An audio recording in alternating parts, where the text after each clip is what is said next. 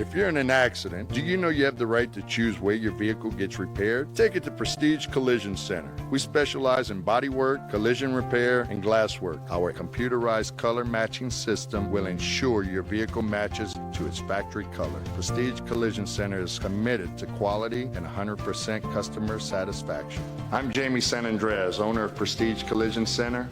Let me handle your insurance claims from start to finish. You have my promise your vehicle will be fixed right the first time, and all of our work is warranted for as long as you own your vehicle. Stop by Prestige Collision Center at 2159 Bellevue Street in Paulina for a free estimate.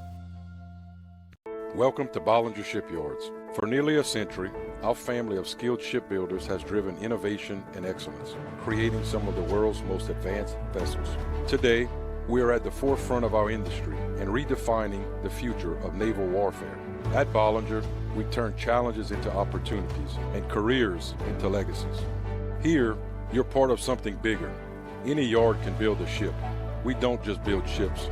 Together, we're building the future.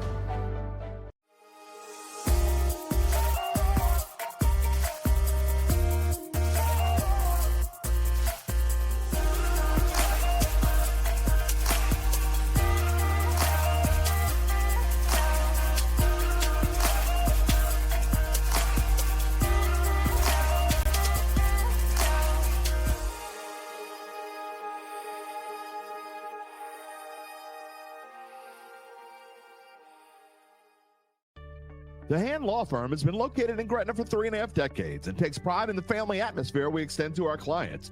Our featured areas of practice include business and personal injury law. The Hand Law Firm is there for you.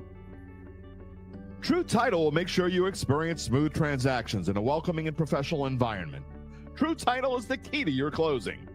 The Hand Law Firm and True Title are located at 901 Durbany Street in Gretna. Call us at 504-368-1118.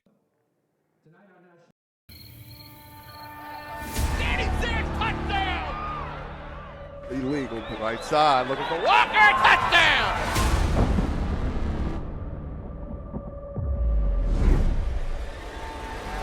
Ball off to the bus. There's a big guy.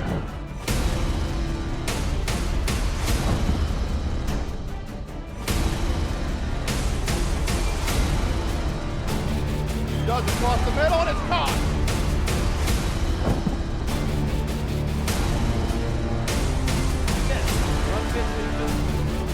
There's a hole, he breaks some tackles.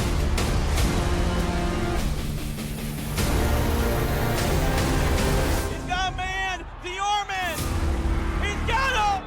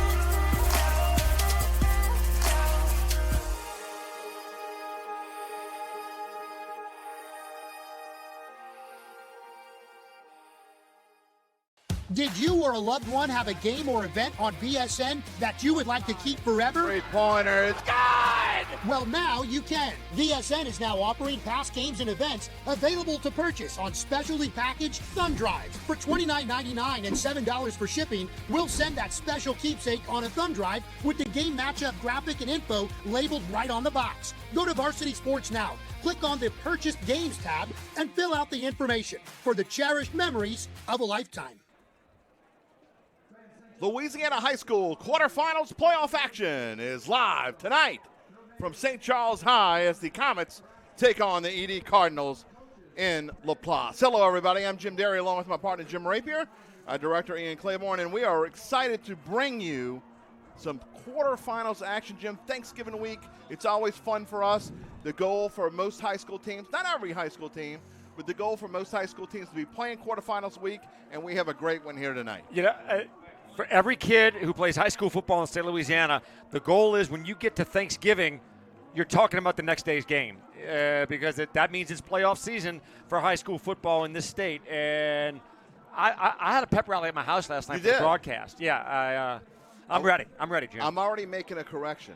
One big correction because he did so much work before us. You don't know how much work our director Ian Rayborn did before we went on the air, and I think I called him Claiborne. So I'm already messed up one tonight. Please put that in the tick mark. We're going to fix that.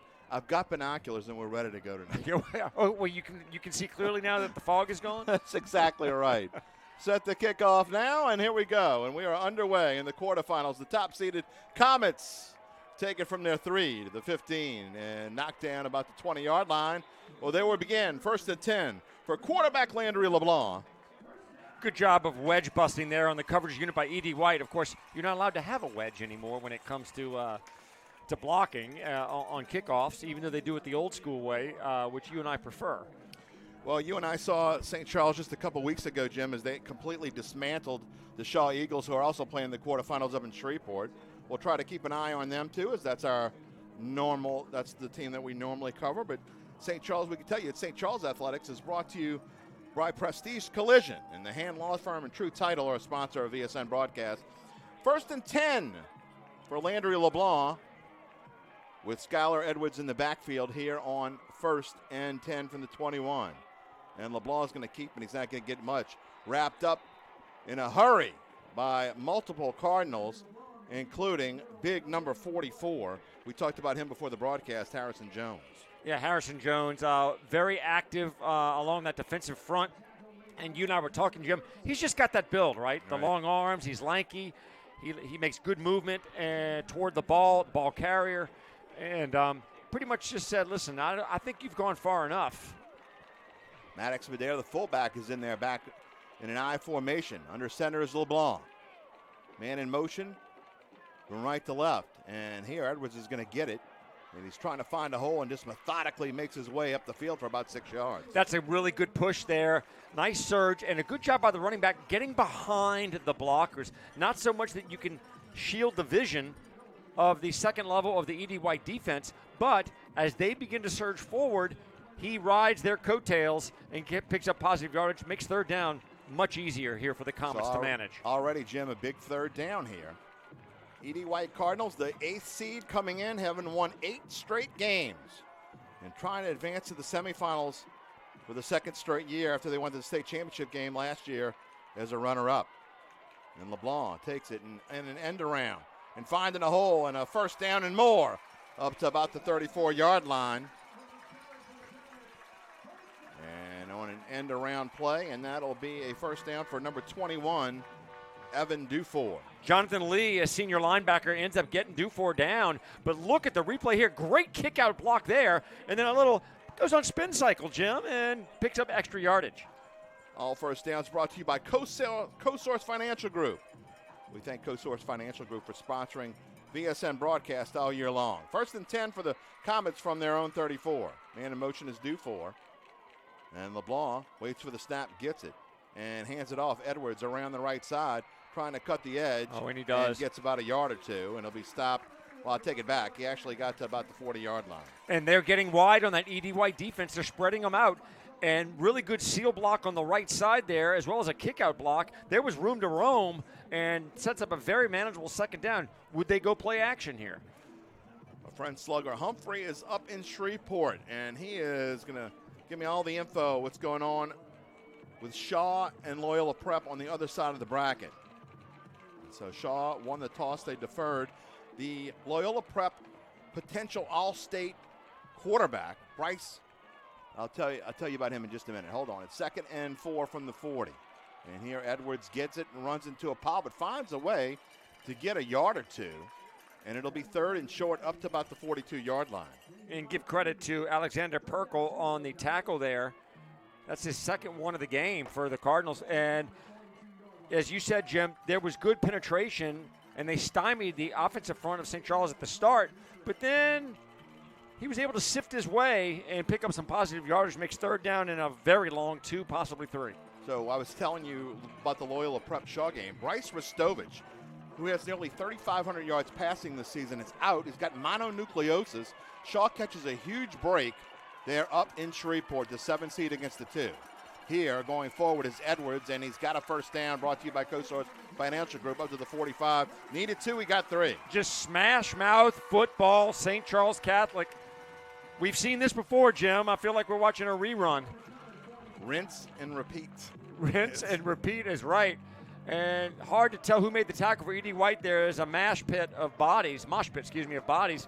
But a good surge by that offensive front for St. Charles Catholic, and the Comets got another first down. First and 10 from their own 45. Edwards in the backfield to the left of LeBlanc. Man in motion is Dufour. Taking it, looking to throw. This time a little screen pass out in the flat. Good Edwards blocking. has got room. Look out down the left side.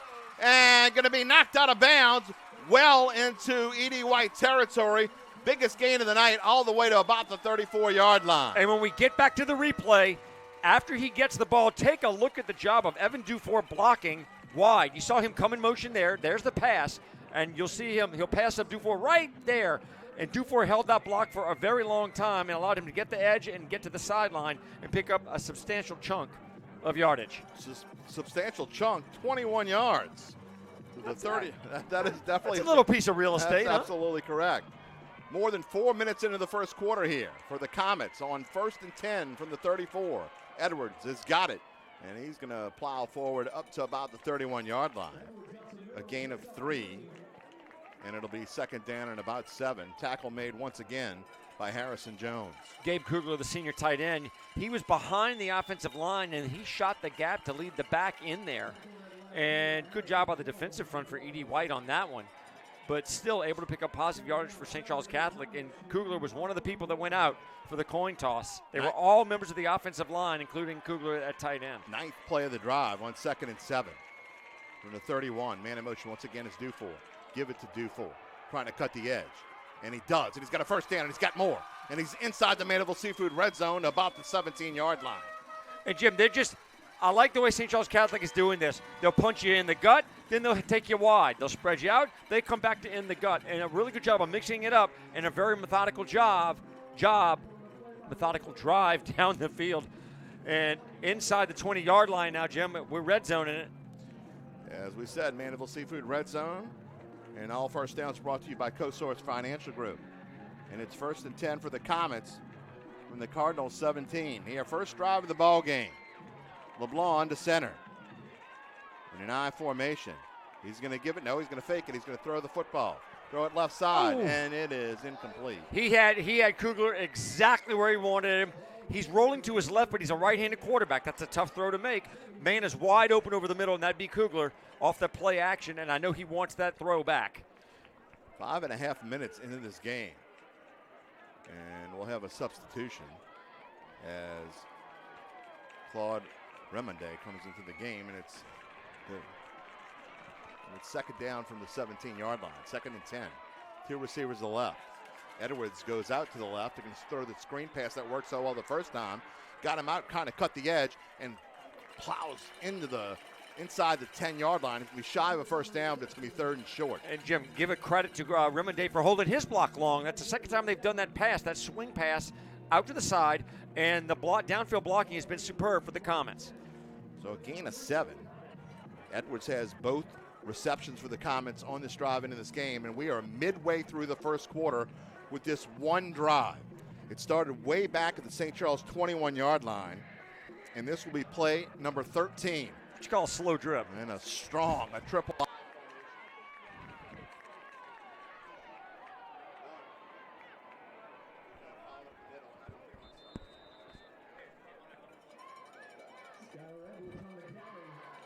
Sorry about that. My partner lost his microphone for a second there. We're all good. Thank you. We had a run up the middle that did not net a first down. It's going to be 4th and less, probably a half yard, Jim. What do you think?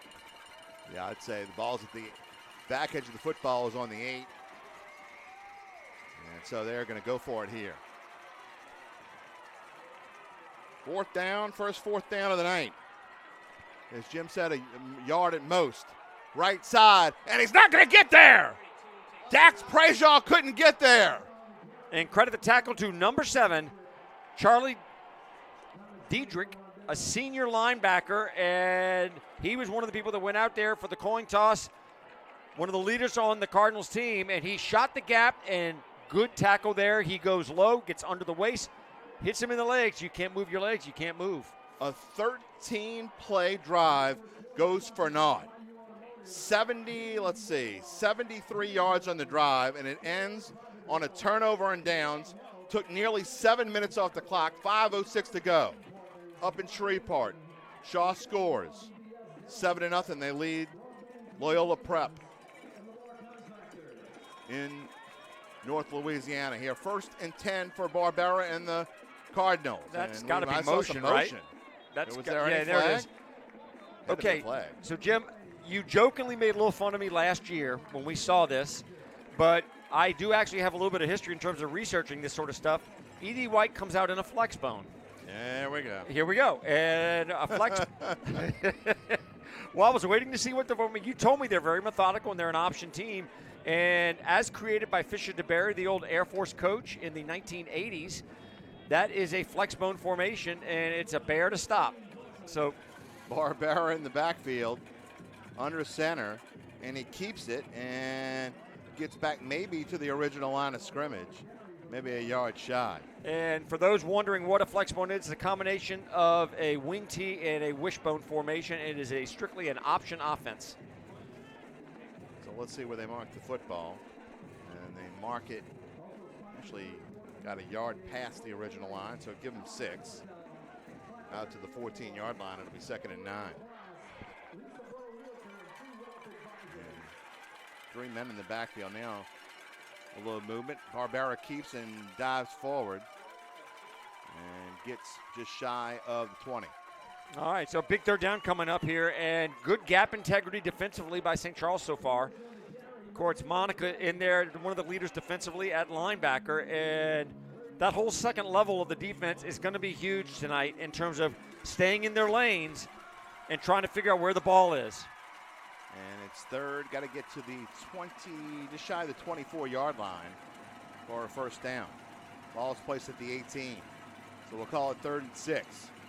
Barbera looks to throw, and now he's going to run with it. Yeah, that's not going anywhere. Guess what? Acevedo, no shocker there. Acevedo, he was all over it. Not going to happen.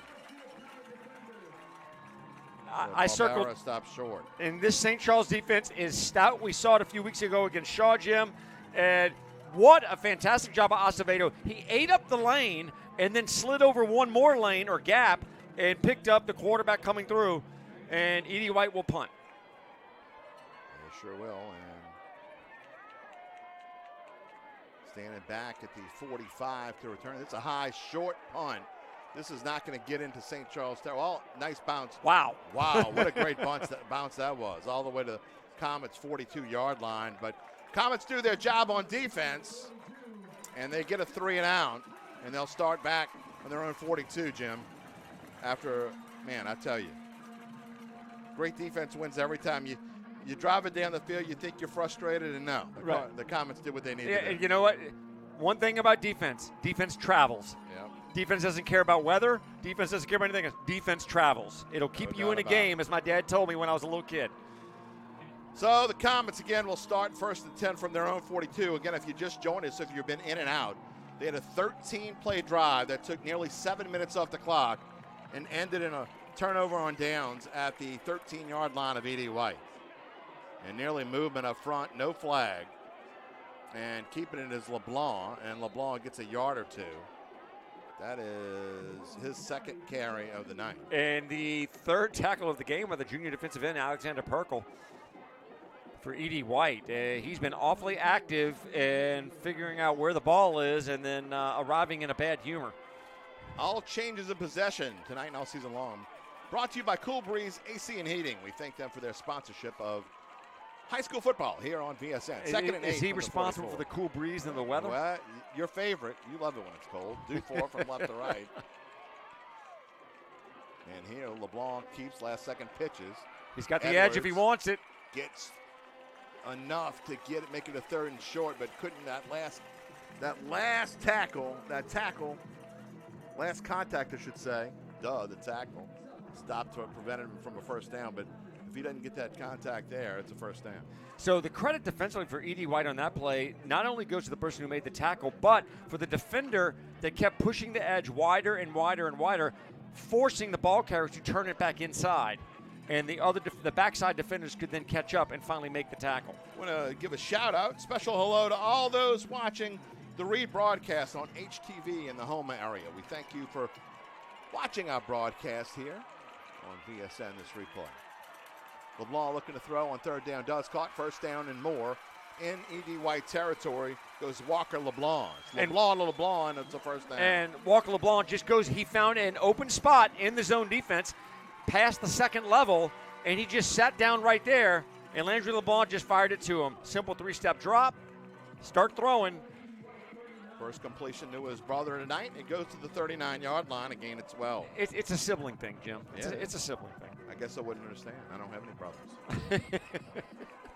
All first downs brought to you by CoSource Financial Group. Tonight's game, St. Charles Athletics, brought to you by Prestige Collision. We thank them for their sponsorship of St. Charles Athletics. Throw across the middle, caught Edwards, and make another first down inside the 30 to about the 27. Any of those catch for Skylar Edwards. Any of those longtime Saints fans, right? Remember that pattern? That should look awfully familiar. That's a Drew Brees to Alvin Kamara circle pattern out of the backfield, or an angle pattern, if you will. And you run to the open space on the second level, and LeBlanc hit him in stride. Take a look right here. There he is. Boom. No one there because the linebackers at the second level had already shot the gap and taken it toward the defensive line. Another CoSource Financial Group first down. 1st and 10 from the E.D. White 27. 36 seconds to go in this fast-moving first quarter. Try to get to a scoreboard in a little bit. Rolling out to the left. LeBlanc finds his man. And LeBlanc again on the catch inside the Mandeville Seafood red zone about the 15-yard line. So 3 straight 12-yard completions, 2 of them to his brother, Walker LeBlanc. So it's like, okay, we're going to go down the field methodically on our first drive. Run. Hey, by the way, we can also pass the ball, too. They decided to show that in the second drive. Maybe they ate some donuts for breakfast. That's 3 straight dozens. Oh, my God. How about a baker's dozen, though? Could we go for 13? I don't know if they want to do that. I like that extra donut. You would. I'm hungry. I'm already hungry. All right, Slim Jim, you can eat as many donuts as you want. Mr. Slim Jim is hungry. LeBlanc into center. On an angle. Takes the snap and hands it off. Edwards trying to find a hole. Does. Breaks one tackle inside the 10, almost to the 5-yard line. Finally brought down by number 23, Jackson Riche. And Dietrich got a hand on him, but was not able to bring him down. And then after that, it was a bunch of extra yardage. And it's first down inside the 10-yard line, Jim, as you said at the 6. Second down, excuse me. I'm sorry. They had second down to the 6. It's a gain of 9. And that's our first quarter. Yep. What a fast-moving first quarter. We got no score, but the Comets are threatening. What will happen? We'll find out. St. Charles Athletics, brought to you by Prestige Collision. Hand Law Firm and True Title are a sponsor of VSN broadcast. We'll be right back. E.D. White and St. Charles tied up at 0 in this quarterfinals matchup.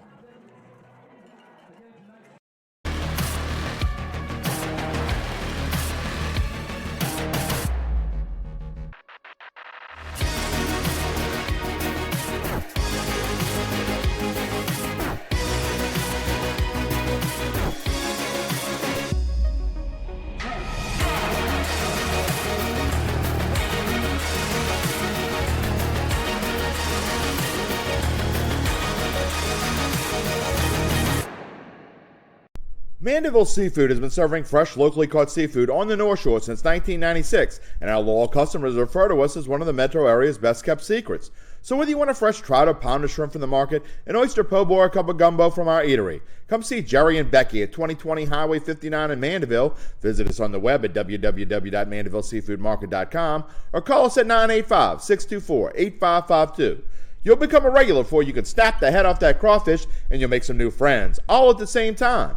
Mandeville Seafood, fresh seafood, local culture. Getting set to start the second quarter, and we got tush push. How about that? Plowing forward. Up close to the goal line and just short. All the way to the 1 is Landry LeBlanc, and he just kind of snuck out instead of going up the middle behind his blockers. He's kind of slipped off to the edge. Watch here as they run up to the line of scrimmage, Jim. I just sort of wish, could they just show Tyler Shuck and the Saints offense how Yeah, to do that against really. the Falcons? I mean, my goodness. And that is a 5-yard gain as we start the second quarter. By the way, winner of this one gets Madison Prep and U High. They're scoreless still in the first quarter, as are most games against the state around the state. Here in the Triple I again. And this is a handoff. Edwards plows forward, waiting for a signal. Nope. Trying to get in there. Still Didn't no get it. signal. Didn't get it. And they're going to say he's just short, maybe a foot short. And a scrum there. And the Cardinals, at least for one play, get a goal line stand. And I know one of the people in there was Perkle. No shocker there. He's been all over the place tonight. There he is right there shooting to your screen. Say, come on back. Come on back. Come on back. Your seat's actually back here. It's not the front row. So they'll get a chance on second down. By the way, that you didn't realize it, and I didn't say it, so I will tell you that LeBlanc's push run was for a first down. And here it's second down. They're going to try it again. And LeBlanc pushes forward, waiting for a signal. Still none. Still none. And now we got it. Touchdown, Comets. So a 1-foot run by quarterback Landry LeBlanc. And the Comets strike first. When 1 foot equals 1 yard, right? I Right. mean, because that's what it goes in the book as. But most importantly for St. Charles Catholic, it goes in the book as a touchdown. And they'll wait on the extra point here to see if it gets to 7. Tyler Miliotto will attempt the extra point and be held by Prejean. We'll take a break after this kick. Prejean waits on the snap, gets it. The kick is up, and the kick is good. With 10:38 to go in the first half, the Comets strike first. They lead at 7-0 over E.D. White. You're watching St. Charles Athletics, brought to you by Prestige Collision here on VSN.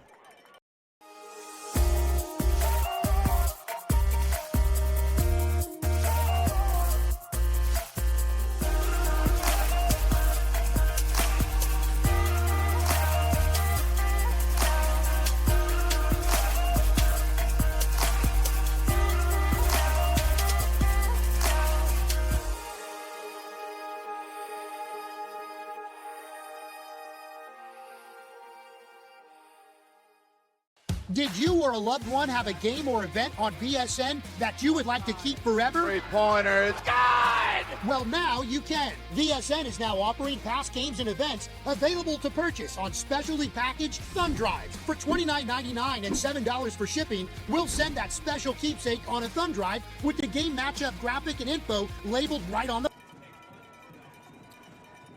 Getting set for the kickoff here, Chase Knockhand and Reese LaFont, and it's going to be LaFont who grabs it at the 12. Trying to escape some pressure and give the Cardinals some decent field position, and he does. Out to about the 28-yard line where the Cardinals will start first and 10. Some other scores around the state, especially in Division II Select. Again, Madison Prep and U High scoreless. Shaw leads Loyola Prep 7-0. Vanderbilt Catholic, you want some offense. How about out in Lake Charles? Vanderbilt Catholic and Lake Charles Prep still in the first quarter, tied at 14. And so E.D. White, who went 3 and out in their first drive, way deep in their own territory, will start here from their 28. And here Barbera keeps it, gets stuck at the 30-yard line, and I mean stuck. Jim likes to say, take a seat. Well, how about Merrick's Creed says it's right here. It's right here. Yeah, I mean, it wasn't in the front row. You're on the row where you're going to be sitting down, and we have an injury on the field, Jim. Sure do. You take a look at it again. Right in the middle, right Keeps, there. Is it? No, it's you've gone far enough.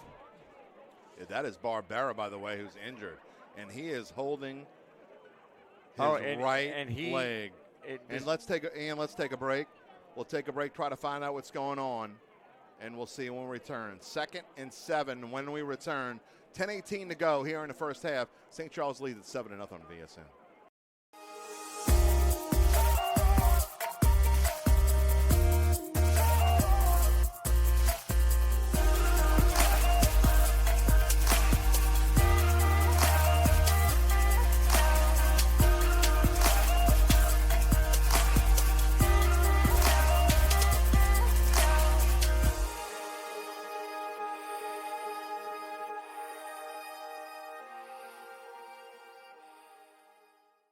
Did you or a loved one have a game or event on VSN that you would like to keep forever? Three-pointer is good! Well, now you can. VSN is now offering past games and events available to purchase on specially packaged thumb drives. For $29.99 and $7 for shipping, we'll send that special keepsake on a thumb drive with the game matchup graphic and info labeled right on the box. Go to Varsity Sports now. Click on the Purchased Games tab and fill out the information for the cherished memories of a lifetime. Take a look at Grant Barbera being helped off by some members of the E.D. White coaching staff. As you take a look at the replay, and Tackle is clean, Jim. Right here is a good form tackle. and his knees buckled. You know what? And also there was a St. Charles Catholic defender that came in toward the end of the tackle and got low below the waist. Well, the Cardinals now will have to do it with number 17, Vicknair. Alex Vicknair is the quarterback, a sophomore. And he pitches it off to the right side. And that is a first down brought to you by CoSource Financial Group to Reese LaFont. Really good job there on the pitch. And they got a nice wall of blockers out on the front side. Had good numbers, a numbers advantage. And was able to get the first down there. And that's a good start on your first play coming in. How much does this change thing? I know it's huge. I mean, that you know, you're used to your quarterback who scored twice last week, as a matter of fact, one on a 59-yard touchdown run. First and 10 from the 40 now, a man in motion. And they fake it and hand it off straight up the gut for a couple. I think that's Carter Douglas. I'll wait till he gets out of the pile. No, that is not, actually. That is number 27, Owen English. Several comments coming out of the fray there. I saw Brooks Monica. I saw Dax Prejean. It looked like Dax Prejean. Is he in at defensive back? He is. And it is 2nd and 7. And in the backfield is English once again. Vicknair under center. And he pitches it left side. And trying to find some running room, getting close to midfield, is Landon Babin. First carry for that senior running back. And he's just shy of a first down. It'll be 3rd and 1. And boy, Briggs Anderson with a big hit there. Able to slow him down just enough and prevent the first down. And Jim, you do whatever you got to do now. Yeah. It's all hands on deck. We don't know how many different Cardinals are going to touch the ball here now. Really liked that run, though. Great cutback. Good vision by the back there for E.D. White. English in the backfield, man in motion. Hand it off, English. And he looks to have a first down. Yes, they mark forward progress into St. Charles territory to the 49. And again, remember, this is one of those offenses you really got to pay attention as to where the ball is. There's going to be fakes and counters. Yeah, I'm going to miss it. I might miss it. Who knows? And I was waiting to see if the quarterback had pulled the ball out, if Vicknair had pulled it out. He's only a sophomore, but he looks pretty comfortable so far. Here we go. 1st and 10 from the St. Charles 49. Some movement up front. Counter run there, and a good job by the defensive end. And Number 10, a couple. Hall, the linebacker, and he waited to see who had the ball, and it was a counter run that came back his way. And he did not take himself out of the play. You see here he comes closing down, and then he's able to pinch in on the line of scrimmage and limit the gain to 1 yard. So it'll be 2nd and 9 from the 48. And E.D. White methodically taking their time. They do not want St. Charles to have the ball 1 second longer than they have to, especially after 2 long drives. Their defense is winded. And here, a handoff, and that is going to go up the gut. A host of comets in there from the get-go. And no shocker, Monica getting up. And yeah, that carry was by English. So Owen English, just for a couple. Also number 2, Tyler Bovia on the tackle. That's Monica's 3rd tackle, and Bovia have him down for his 1st. So give him 2 yards, and it's going to be 3rd and long, Jim, for 3rd and 7. Yeah, and you would have liked a little bit of more of a surge there for E.D. White to make 3rd down more manageable, but it could have looked like it might have been motion there. McNair wants to throw it, does, out to the right side, nearly intercepted. and broken up on the play by number 3, Briggs Anderson. So Vicknair on the roll there, didn't quite get the base underneath him to drive on that ball and get the needed velocity. So he ended up short arming it. Take a look here. He rolls to his right. The receiver is open, but he's throwing it off of 1 foot there, doesn't have a solid base, and so the velocity wasn't there. So it's punt time for the Cardinals. Standing back is Christian McLean around his 5-yard line. And he says, everybody get away from it. And they do. And it Nice takes roll. a Cardinals Yeah. bounce back to about the 11, where the Comets will have it 1st and 10. And Jim, I don't think it's far-fetched at this point of the game, though it's only 7-0, but this is a We always talk about key drives, key Jim. drives. And for the E.D. White defense, this is probably one of the bigger key moments in the early in the game for them. 6:28 to go in this first half. It will be 1st and 10 for the Comets. And if you just joined us, the Comets went on a 13-play drive that took almost 7 minutes off the clock. It ended in a turnover on downs. Inside the 10-yard line. E.D. White went 3 and out, and then the Comets followed with a 9-play scoring drive that took 58 yards. And so now they're getting it again here. And here a pass to LeBlanc to LeBlanc, and a gain of about 6. And the beauty of that is Landry LeBlanc rolls to his right. It's a 2-receiver combo pattern on the right side, and he can just pick and choose which one of the 2 he wants based on the coverage he's seeing. He waited to the last second and then finds out, my brother's open over here. I think I'll just toss it. It is 6 yards, and so Landry LeBlanc has now completed 6 passes, 3 to his brother, Walker LeBlanc, and 3 to Skylar Edwards, and it's 2nd and 4 from the 17. Jackson Riche, a senior defensive back, with his 2nd tackle of the game for the Cardinals.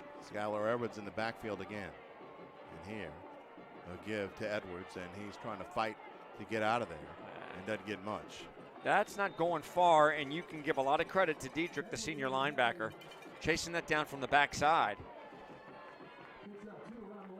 We've seen him and number 44, Harrison Jones, the senior defensive end, very active defensively for the Cardinals, and a key 3rd down here for the E.D. White defense, Jim. Big time. Edwards, that was a gain of 1. Already 8 carries for 32 yards. Again, we'll try to keep you up to date with what's going on around the state of Louisiana. The Eagles have tacked on another touchdown. Shaw leads Loyola Prep 14-0. That game in the 2nd quarter. Here, it's 3rd and 3 from the 18.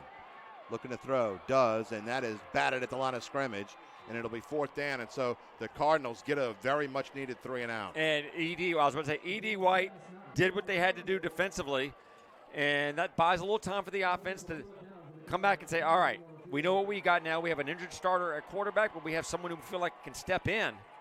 And Alex Vicknair, the sophomore quarterback, and regroup offensively and plan their next mode of attack.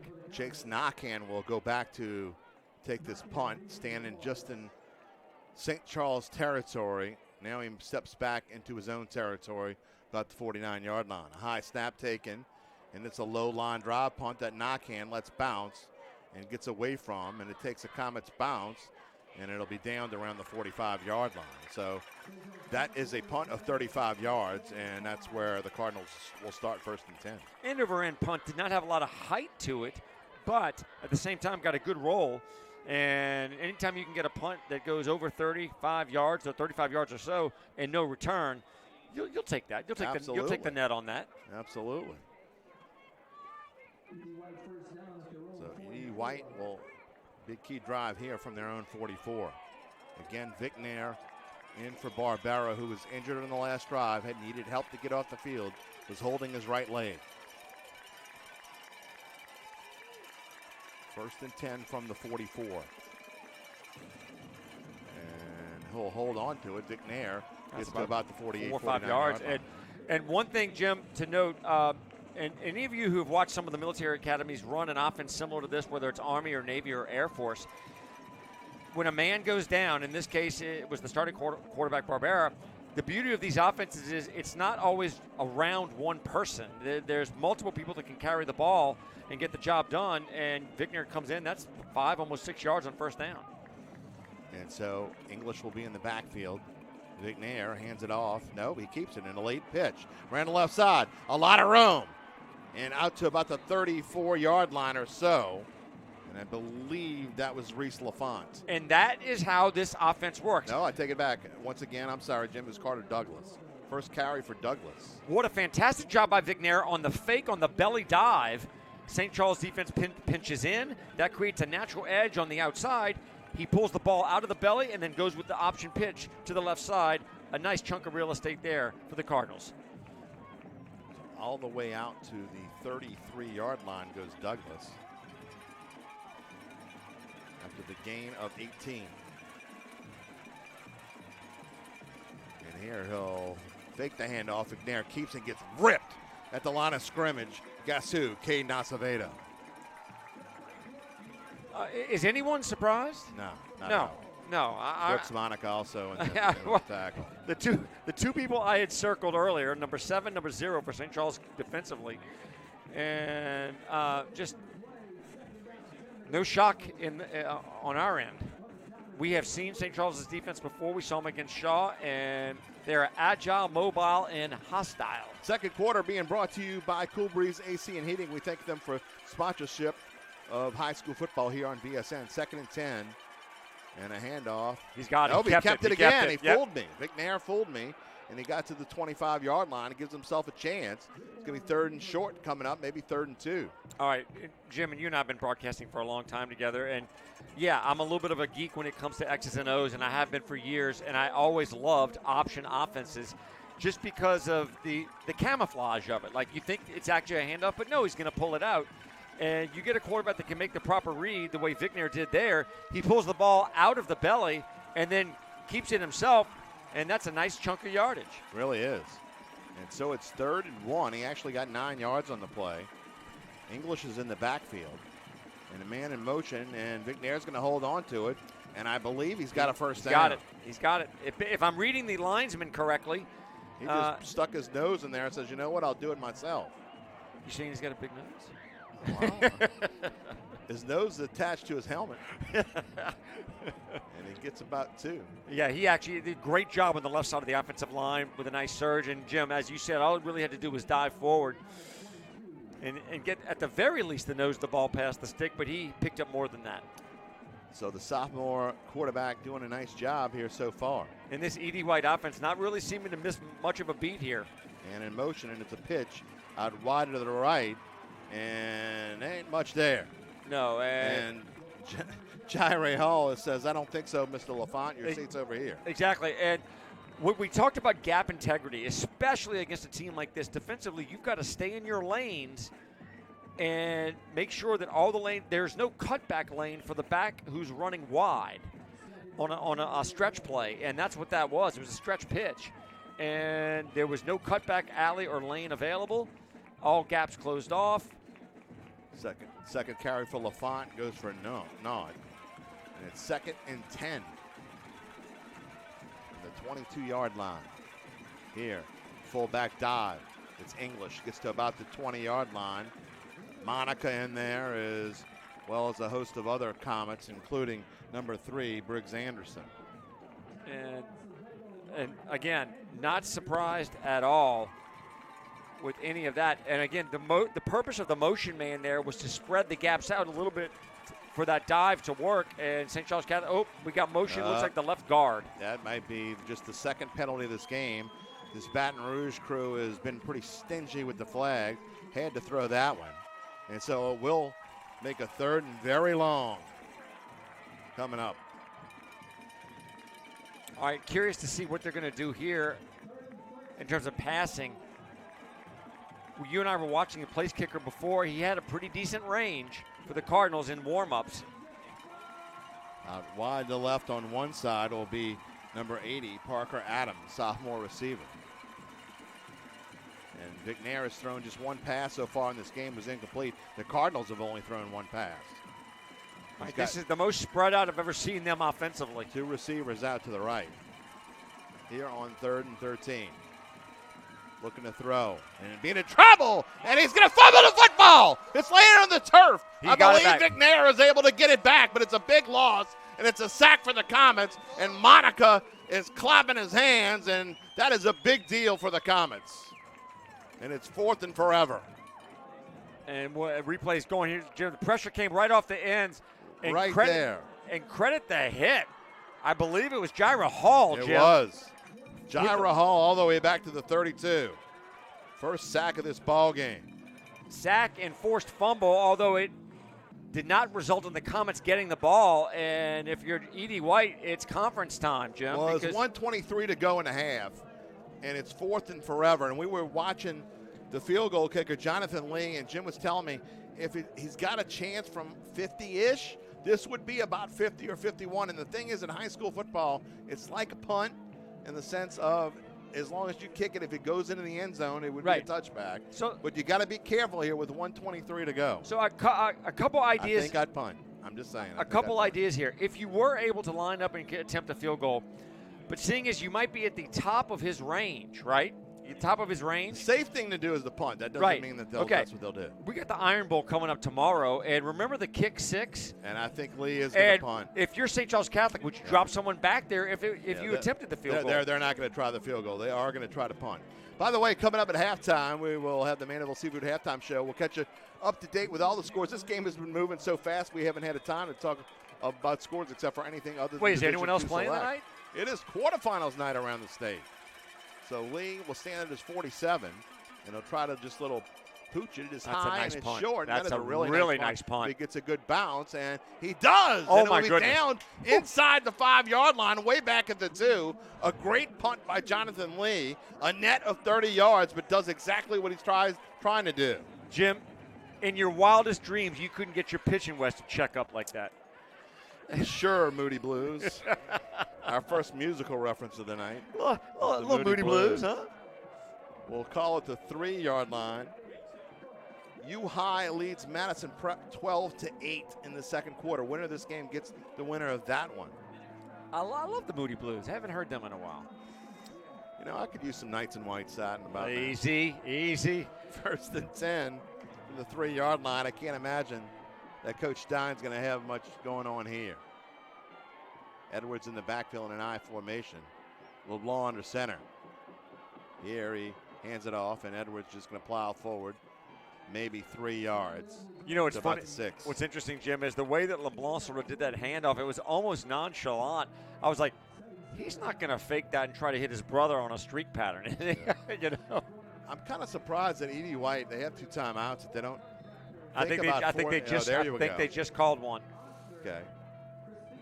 And the officials are going to talk to each other. I don't know, did they call timeout or are they just having a chat? What do you think they're talking about if they're just having a chat? You know, I mean, at the pace of this game, they can make dinner reservations. Absolutely. They get back to Baton Rouge before the U High game's over at this rate. It's been, I got to say this much. It has been a well-called game tonight. It's been so clean. No, they haven't had to call anything. I was about to say both teams so fundamentally sound. What, 2 penalties total? Is that correct? 2 penalties total, both false starts. I'll tell you by the way, they took whatever touchdown U High had scored, they took it off the board. Madison Prep actually leads 8-6. That game is in, I know it's not, it says 4th quarter, but I'm sure that is incorrect. I'm sure it's the 2nd quarter. And they do call timeout. It is a timeout on Edie White, so they have 1 remaining. According to our board, the board, they have 2 and 2 on. Is that right, Ian? Is it one? Yeah, they have 1 and 3. You're right. So 1 timeout remaining.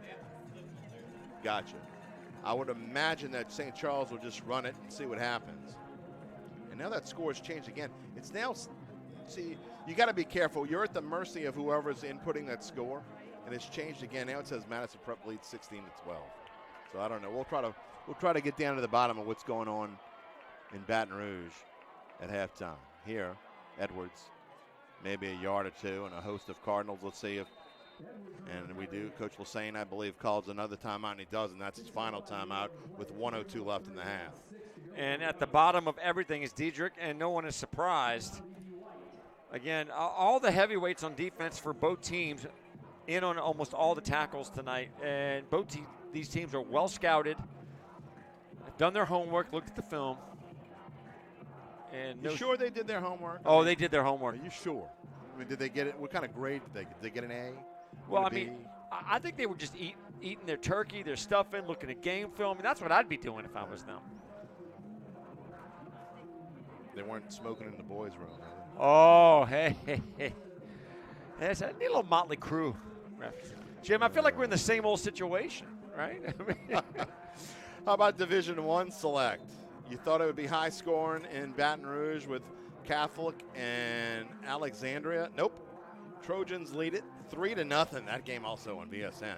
St. Augustine leads Rummel 21-3 in the second quarter. Purple Knights are rolling. That team is playing really good football right now, Jim. On Lafayette, John Curtis leads Turling's Catholic 7-0. Here's the shocker of the night. No, really, I'm just kidding. Carr leads Evangel 15-0. That game's still in the first quarter.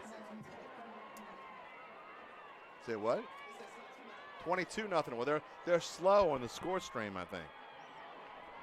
3rd and 6. I would imagine the Comets will just run it and punt it. No, they're going to throw the football here. Or try to. They do. And they got a man wide open. And it's caught by Dufour. Down the right sideline. He stays in bounds into E.D. White territory with 54 seconds to go. What a play. We'll see if that changes the Comets' thinking. And Evan Dufour was wide open. And look at the pass by Landry LeBlanc. He pumps. Beautiful. Right. I mean, drops it in the bucket. And it's actually to the Comets 49, but it is a gain of 42 yards. By far the longest gain of the night. That's a wow moment right there, kids. That's a co-source financial group first down. Again, 54 seconds to go. The Comets have all 3 timeouts remaining. And Landry LeBlanc is only a junior, Jim. Yeah. That's what's scary about this. Is that good? We'll play action. Looking to throw. Gets out of some trouble. Gets out of trouble again. Is going to run for it and close to another first down. And I believe he's got a co-source financial group first down to the 41, gain of 10. This is one of those where I got to tip your hat to both teams here. Great job on the defensive front getting pushed into the pocket, backing it up into Landry LeBlanc, and then the wherewithal of LeBlanc to escape Two receivers pressure and then get the first down. Screen pass to Walker LeBlanc. It's dropped. Incomplete. And it's probably a better thing that that pass was off the mark because there were more than a flock of Cardinals descending on Walker LeBlanc. What's worse, a flock of Cardinals or a flock of Seagulls? Well, Jim, I'd go with the Seagulls as worse. But when you're angry like the Cardinals are right now, it can lead to bad things. Mm-hmm. What happens when you get a bunch of angry Cardinals and a bunch of angry Cubs together in baseball season? Bad things, man. Bad things. 2nd and 10 for the 41. Dufour in motion from right to left. 31 seconds to go in the half. Looking to throw a little screen pass out to the right side. Edwards has got it. Trying to make a slip cut. Does. Follows forward to the 36-yard line. And I would imagine the Comets will call timeout. And Coach Wayne Stein does. Ball at the 37. Gain of about 4. 20 seconds to go in the half. I call that, and this is my own personal terminology, a flush screen. In other words, they send most of the receivers and the tight end down the field to create enough open space to develop the screen off to the side. Here it is right there. There's the screen. But what a fantastic job by number 44, Harrison Jones. He chases it down and makes the tackle from the backside. Speaking of 44, Edwards now has 4 catches for 44 yards. And Landry LeBlanc is 8 of 11 for 116 yards. Now, Jim, to highlight again what Jones was able to do there, that's a defensive end chasing that down from the opposite side. A really good read after the pass was delivered and to move laterally like he did and then chase down and make the tackle and limit the gain was fantastic for E.D. White. They've got to come up with a stop here. 20 seconds to go, and St. Charles Catholic is looking to get into field goal range. You and I were watching warm-ups, and it looked like he was maybe topping out at about 35 to 38 yards. Paolo Miliotto is the kicker for St. Charles. Division I update. Raiders have scored. Rummel trails St. Augustine 21-10. Mandeville Seafood halftime show coming up in just a moment. 3rd and 6 here. LeBlanc does across the middle. Caught, first down, into field goal range. And the clocks will stop with 13 seconds to move the chains, and Coach Wayne Stein will call another timeout. No, he won't. He'll just have the quarterback spike it. Can we go back to that last replay? What a fantastic job. Again, we've seen this pattern before. Find the soft spot up the hash or the seam and then sit, and Landry LeBlanc just delivers the pass right on the mark. Here it is again. Three-step drop, set. There's my receiver in the soft spot. He's able to thread the needle between 2 defenders. First down Comets, and then, of course, he spiked the ball or grounded it to. And he threw it to Dufour. So the catch was good for 15 yards. And here We'll see if the Comets can get any further with 11 seconds to go in the half. I formation. Might just hand it to Edwards to get space. No, he fakes it to Edwards. He's going deep. He's to double coverage, looking for Walker LeBlanc, and it's just past him. And then there's 4 seconds left, and I'm assuming we'll see Miliota. And that was really the only thing you could throw there. And a shot to the end zone, put it where only your receiver can get it or no one can get it. Leaves enough time for a field goal try there. So we will see an attempt here. And great camera work by our people upstairs in terms of showing the whole thing as the play developed. From the pattern on the right side as he crosses into the corner of the end zone.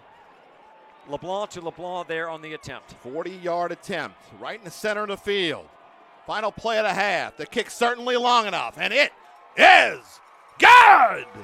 Time expires! Comets in at double digits, lead at 10-0 over the E.D. White Cardinals. How about that, Mr. Rapier? That's a wow moment right there, and you got to love it. They methodically went down, but the big pass completion from Landry LeBlanc that got the first down, got him near midfield, and then they were able to work the clock perfectly and then get within field goal range. That is textbook drive to get a field goal to end the first half. The Bayou AV Security scoring drive started all the way back at their own 3-yard line. Took them 10 plays, 77 yards. It ends on a 40-yard field goal by Tyler Miliota, and the St. Charles Comets lead E.D. White 10-0 at halftime. When we return, we'll have the Mandeville Seafood halftime show, talk about this one, and catch you up to date on all the goings-on around the state in the quarterfinals. St. Charles Athletics is brought to you by Prestige Collision, and VSN broadcast are being brought to you tonight by Hand Law Firm and True Title. Don't go anywhere. We'll be right back. If you're in an accident, do you know you have the right to choose where your vehicle gets repaired? Take it to Prestige Collision Center. We specialize in bodywork, collision repair, and glass work. Our computerized color matching system will ensure your vehicle matches to its factory color. Prestige Collision Center is committed to quality and 100% customer satisfaction. I'm Jamie San Andreas, owner of Prestige Collision Center.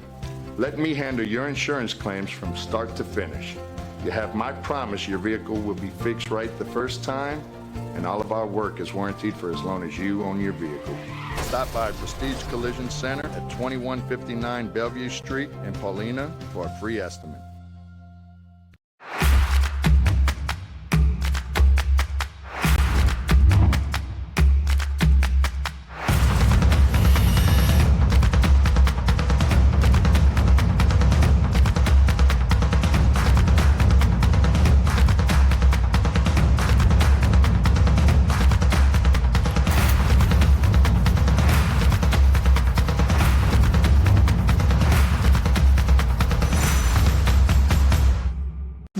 Pub and Grill in Destrehan has it all. A great place to watch the game, daily drink specials, and you won't believe the food. From our fresh 10-ounce burgers, fully loaded baked potatoes, and great salads too, like taco salad and grilled chicken. Need something to rinse it down with? How about one of our refreshing daiquiris? A great atmosphere for the whole family. Just a few miles west of the airport. The Sports Pub and Grill, 3001 Ormond Boulevard in Destrehan. Back here live at Frank Monica Field, where the St. Charles Comets, winners of the state championship in 2011, 2021, and 2022, trying to get back to the Dome. Well, they need to win this one and one more.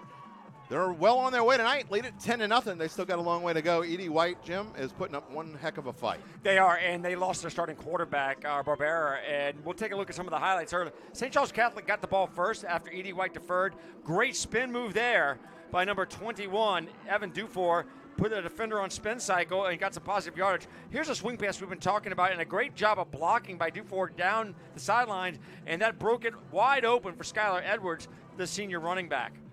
St. Charles Catholic, very methodical in their first drive, Jim, and here, Landry LeBlanc gives it to Dufour, who gets the corner, and then also goes a little spin cycle himself inside the 20-yard line, the Mandeville Seafood red zone.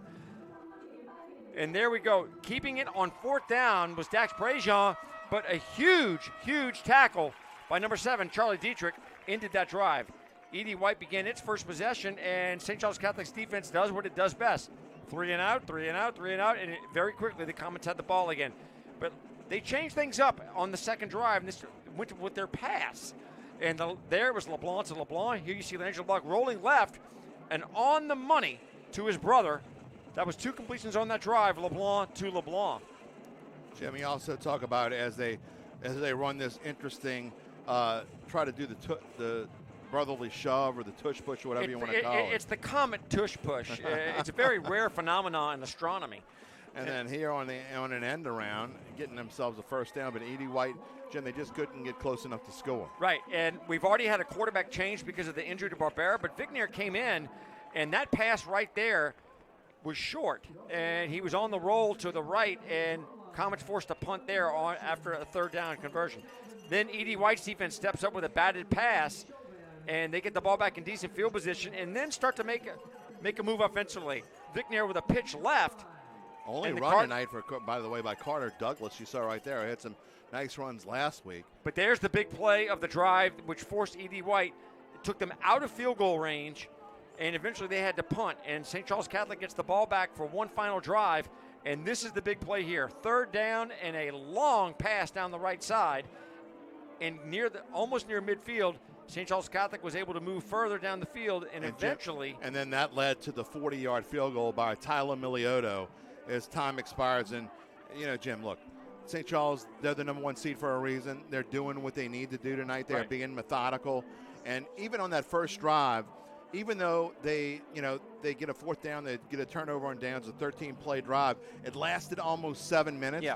And really, that kind of wore down the Cardinals' defense. And look, at one drive, the second drive the Cardinals had, you could tell they were doing whatever they could. It didn't really, if they scored great, but it was more about getting their defense some rest on the side. Yeah, and I mean, 13 plays on the first drive for St. Charles. It resulted in no points. But, Jim, as you mentioned, it took so much of the clock up, and it got deep down into Edie White's territory. And it's a case of they did a little bit to Edie White what Edie White does to opponents, which is you have to maintain gap integrity. You've got to watch all levels of the offense and defense and just be disciplined, and gave them a little taste of their own medicine. But I love what St. Charles Catholic did. They shifted gears completely on the second drive and said, yeah, we showed you we can run. Now we're going to turn Landry LeBlanc loose and start passing the ball. It is a nice chilly night. Chilly enough I'm surprised he's not wearing the parka. It's about 54 degrees out here. I might have one in the car. I mean, I'm surprised you didn't bring it here. I thought right now you'd be having the double layers going on. Look, Mr. Heat Miser, I've had enough from you. I'm Mr. 101. That means it's break time. When we come back, we're going to tell you about the scores around the state, around the metro area. Right now, the score that counts is St. Charles leads 10-0 on the E.D. White. Mandeville Seafood halftime show continues when we return here from Frank Monica Field in just a moment. You're passionate about the game. Thibodaux Regional Sports Medicine Center is passionate about your safety through education, conditioning, and injury prevention strategies. Our team of sports medicine trained experts is dedicated to help keep you safe. But if an injury does occur, we have the expertise to help you get safely back to the game. So whether you play competitively or just enjoy a friendly game, Thibodaux Regional Sports Medicine Center is here to help keep you safe. Ready for a Toyota from the best team in the league? Well, look no further than Supreme Toyota of Hammond, where you can expect more and get it. Get in the game and save on new Camrys, Corollas, Highlanders, Tundras, and more. You have the need, we have the inventory with the best selection guaranteed. Our lineup is undefeated and the savings are a game changer. Choose any new or pre-owned vehicle and get our best price, best down payment, and best trade value fast and hassle-free. Come see General Manager Kyle Goday and his fantastic staff at 1415 South Morrison Road in Hammond, or contact the sales department at 877-840-7756. Supreme Toyota of Hammond. Expect more. Back here live in Laplace, as you saw at the top surprise. Good job. I love it. We're having a little fun here tonight. Let's go to the scoreboard. And the first score, I know a lot of you are watching us. Our Shark crew is watching us here tonight. Mandeville Seafood halftime, our regular Shark crew. And the Eagles are about to head back, Jim Rapier, barring some miracle, about to head back to the semifinals for, what would this be, the fourth straight year, right? Third year, I think. Third year in a row, or fourth, didn't they? Did they go to the... 2 years ago, we were in Lafayette. Right, and 3 years ago, did they play Turlings in the quarterfinals or semifinals? I can't remember. I'll have to look that up. I think Anyway. it was quarters, but I could be wrong. Anyway, we got E.D. White trying to make it back to the semifinals. We got Shaw trying to make it back to the semifinals. They lead at 28-0 up in Shreveport. Some other scores from around Division II are the ones that I have. This one's kind of changed back and forth. Second quarter, Madison Prep leads U High 16-12. The winner of this game, if St. Charles wins, they will be back at home again next week at Frank Monica Field. They will play the winner of the Madison Prep U High game. If E.D. White were to advance, they would be on the road no matter what at either Madison Prep or U High. I haven't had an update from Vanderbilt Catholic in a while. That was 14-14 in the first quarter. Let me see if I can go to the other scoreboard if there's any different. Nope, same update I've got on the other scoreboard as well. Also in Division II, let's see. Nope, that's all the games. So we'll see if we can get you an update on what's going on in the Vanderbilt Catholic Lake Charles Prep game. In Division I Select, we told you at halftime, St. Augustine leads Rummel 21-10.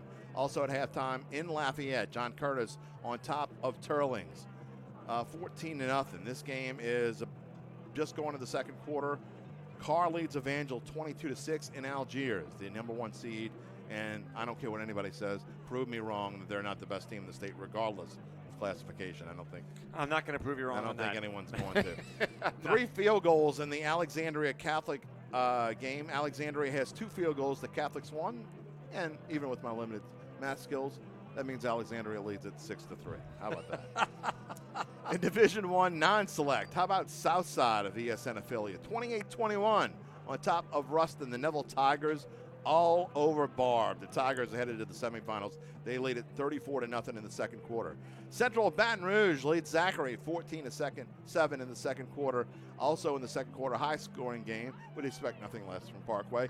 Ouachita Parish, an upset winner last week. They're trying to do it again. They lead 21-16 in the second quarter. In Division II, non-select, Plaquemine leads Cecilia, who defeated Lakeshore on the road last week. They're having trouble this week, being shut out by Plaquemine 20-0 at halftime. Belle Chase, this game also on VSN, all over West Feliciana.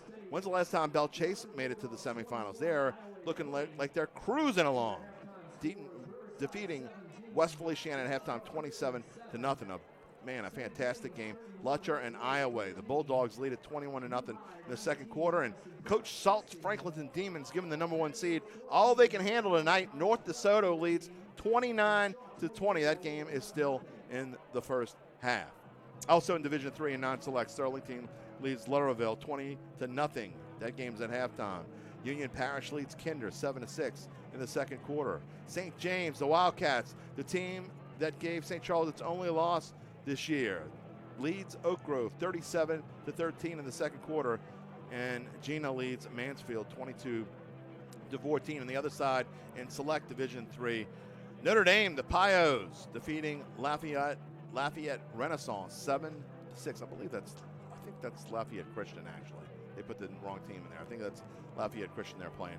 Nope, Lafayette Christian is playing Catholic of New Iberian. That score is tied at 14. And Calvary Baptist leads Jules Sumner 14-0.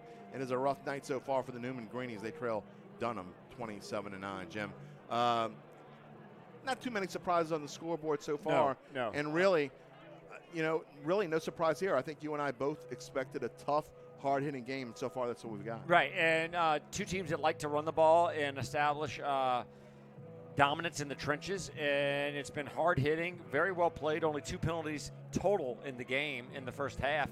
And the only thing that a little bit of a surprise, and I mean we couldn't have seen it coming, but the injury to the starting quarterback, Barbera, for E.D. White definitely has changed the complexion of the game a little bit. But I'll say this much, Vic Nair has come in and done a really good job of moving the E.D. White offense, and they got into range where they possibly could get a field goal. But the St. Charles Catholic defense did what it does best, and that is not only stymie them, but push them back and out of field goal range. We've got another break to take. When we come back, I'll update you on some of the stats from this one. St. Charles leads at 10-0.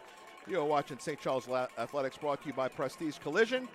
Also, Hand Law Firm and True Title are a sponsor of VSN Broadcast. From Frank Monica Field, we'll be right back. 10-0 Comets on VSN. If you're in an accident, do you know you have the right to choose where your vehicle gets repaired? Take it to Prestige Collision Center. We specialize in bodywork, collision repair, and glass work. Our computerized color matching system will ensure your vehicle matches to its factory color. Prestige Collision Center is committed to quality and 100% customer satisfaction. I'm Jamie San Andreas, owner of Prestige Collision Center. Let me handle your insurance claims from start to finish. You have my promise your vehicle will be fixed right the first time, and all of our work is warranted for as long as you own your vehicle. Stop by Prestige Collision Center at 2159 Bellevue Street in Paulina for a free estimate. The Hand Law Firm has been located in Gretna for 3.5 decades and takes pride in the family atmosphere we extend to our clients. Our featured areas of practice include business and personal injury law. The Hand Law Firm is there for you. True Title will make sure you experience smooth transactions in a welcoming and professional environment. True Title is the key to your closing. The Hand Law Firm and True Title are located at 901 Durbany Street in Gretna. Call us at 504-368-1118.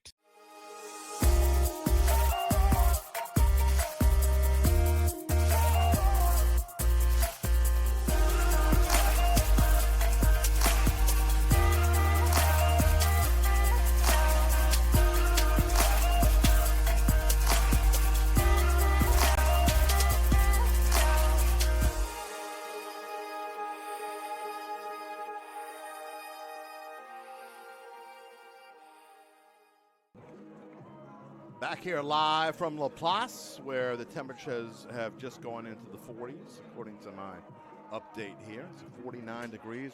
Jim likes it when it's like 28, 26, with a stiff wind blowing. 28 or 26 degrees Somewhere around there. warmer than what it is right now. Let me give you some stats. We've got to take another quick break real quickly. The Cardinals of E.D. White, 65 yards rushing, 0 passing. They've only attempted 1 pass. Meanwhile, St. Charles has 70 yards rushing, 131 yards passing. And for the Cardinals, their big drive is coming up. They get the first half kickoff. When we return, they're trailing 10-0. We'll see if they can do anything, get anything rolling. When we return, you've been watching the Mandeville Seafood halftime show, and you've been watching it on VSN. Sports Pub and Grill in Destrehan has it all. A great place to watch the game, daily drink specials, and you won't believe the food. From our fresh 10-ounce burgers, fully loaded baked potatoes, and great salads too, like taco salad and grilled chicken. Need something to rinse it down with? How about one of our refreshing daiquiris? A great atmosphere for the whole family. Just a few miles west of the airport. The Sports Pub and Grill, 3001 Ormond Boulevard in Destrehan.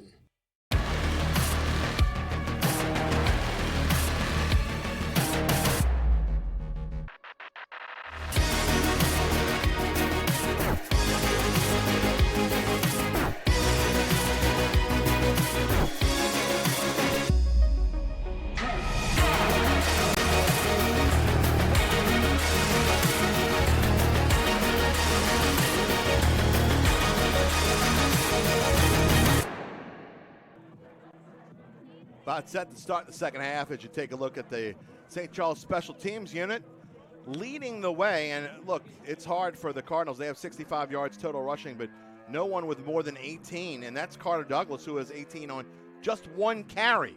They have 17. They have run 18 plays, have E.D. White. 17 of them have been runs. For the St. Charles Comets, no surprise that the leading rusher is Skylar Edwards. He has 10 carries for 36 yards.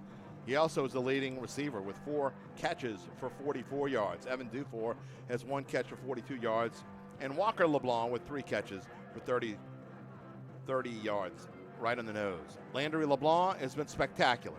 9 of 14 for 131 yards. Jim, E.D. White's going to get the ball, and I don't want to be Captain Obvious here, but just talk about how important this opening drive is for the Cardinals. I don't want to go as far to say it's a must-score drive, but I think they've got to at least have an 8 or 10 play drive and flip this field and get some momentum and feel like they can do keep something. up with this Captain Obvious act, and what you said is so blatantly obvious. I'm ready to promote you to Admiral. Nice. Oh yeah, Admiral Obvious here. But I've been working on it. In all seriousness, earlier the EDY defense got the stop they needed after 2 drives to when they needed it in terms of a tone-setting stand by their defense. Now it's time for the offense to set the tone here in the second half. You're down 10-0, and Vicknair has shown the ability to move this offense, subbing in for injured starter Barbera at quarterback. But you've got to get some points out of this drive. At the very least, a field goal, and preferably a touchdown if you're E.D. White. Chase Knockhand and Reese LaFont back deep for the Cardinals to start the second half. I want to give a special shout-out, a special hello to those watching the rebroadcast on HTV in the Houma area. We thank you for watching our broadcast of St. Charles versus E.D. White in the Division II Select Quarterfinals here tonight.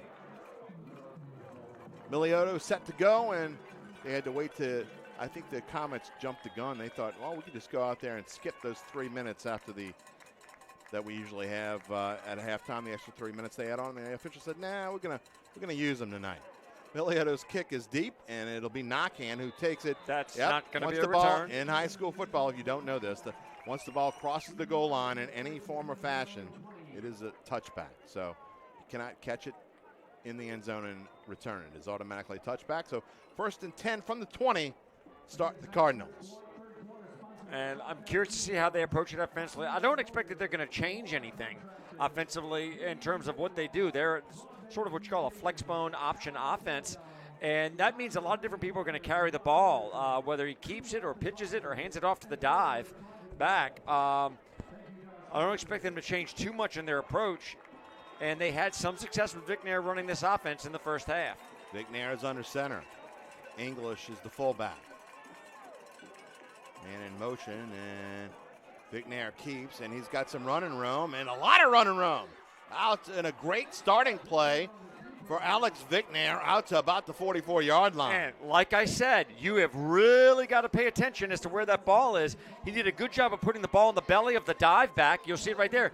And he faked it just good enough that the rest of the Comets focused on the fullback, and then Vicknair just kept it and had a seam on the right side.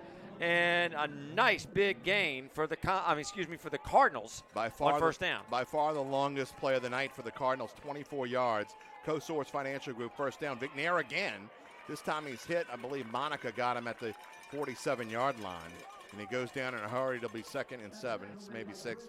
The good spot. And I got that as Brooks Monica's 6th tackle on the night, and that's unofficial, of course. Knowing him, he's probably been on a few more that I didn't see him at the bottom of the pile because there were just too many players there. What exactly would make it official is what I want to know. If I was the official statistician. Is there an official statistician? Well, in the NFL there is. Okay, there you go. And he calls me Captain Obvious. A late pitch right side to LaFont. LaFont's got room, and he's into St. Charles territory. A Co-Source Financial Group first down. Out to about the 40-yard line, and a nice run by LaFont. Okay, so that's the beauty of an option offense there. After he pulls the ball out from the fullback, he comes and he forces a defender to make a choice. Are you going to get me, or are you going to take the pitch man? In this case, Vicknair saw that the defender came to him, and he pitched it. First down for the Cardinals. It's actually a gain of 12. And it is at the St. Charles 41. Just first drive here of the second half. English in there at fullback again. Vicknair is under center. And he hands it. Nope. Yep, he does hand it. Boy, they're fooling me on that one. And driving back English. I don't know if that's necessary, but to the 39-yard line. Monica and a few other Comets in on the tackle there. And that was one of those where they stayed in their gap. See? They didn't follow Vicknair wide, and they stayed home for the fullback dive. Mama said, come on home, Jim Rapier. Is that what Mama said? Yeah. What did Daddy say? He's out to lunch. Daddies have no say, you know that. 2nd and 8 hey, from the Papa 39. don't preach, okay? That's what they say. Look at the throw. Vicknair, right side, batted. And that one's batted around and knocked to the ground. How about number 73, Cole Hebert on the bat? Yeah, good job as a defensive lineman, keeping your eyes up as to where the quarterback is. And if you can't get him or move him off of his platform, at least get your hand up and disrupt the passing lane. And that's what he did there. Just the second pass attempt for the Cardinals, and they might have to have number 3 here on 3rd and long. Call it 3rd and 8 from the 39-yard line. And Vicknair will still go under center. And here, nope, he'll pitch it. Oh. Left side and a little bobble. The football, knock hand, not going to make it. Not That's going going to to get be a anywhere flag. close. That's going to be a flag on the block there. Sort of a almost a crackback block. We'll see if they take it. It'll be as it is. It'll be 4th and about 3 if they don't accept the penalty. And that is the first. It's only the 3rd penalty called in this game, and the first one that's not false start. It's going to sort of hooked the man. Might be called holding, or let's take a look here. Yeah, it's holding. So they will accept the penalty. It was one of those penalties that was pretty obvious. Well, if Jim's old eye saw it, you know that it's obvious. What? It's coming right there. He grabbed a hold of Acevedo and spun him around, and that's not the spin cycle you want offensively. By the way, the Comets have yet to be called for a penalty. 3rd penalty of the night, all on the Cardinals, 3 penalties for 20 yards. And it's going to bring up a 3rd and 18 for E.D. White from the St. Charles 49. And 9:47 to go in the 3rd quarter. The other 2 penalties were pre-snap motion penalties. English in the backfield. End around, looking to throw. McNair in trouble. He's going down again. And a sack by Tyler Bovia and Jaira Hall, who had the last sack. And Vic Nair didn't have a prayer on that one. Absolutely no time. I mean, that was dropped back and hit the deck. I mean, and a loss of 9. And, you know, Jim, you and I started the broadcast by saying the calling card for St. Charles is their defense is they're hostile. They're pretty good. Yeah, I mean, there's a reason why they're number 1. It's not just their offense. They have a great quarterback and a great running back. Their defense is just phenomenal. And the punt goes back to the 19. It'll be a punt of 40 yards. And what looked like a very promising drive for the Cardinals, and they came out of the gate and moved it, got into St. Charles territory, but then the St. Charles defense said, you have gone far enough. Comets will start 1st and 10 from their own 19.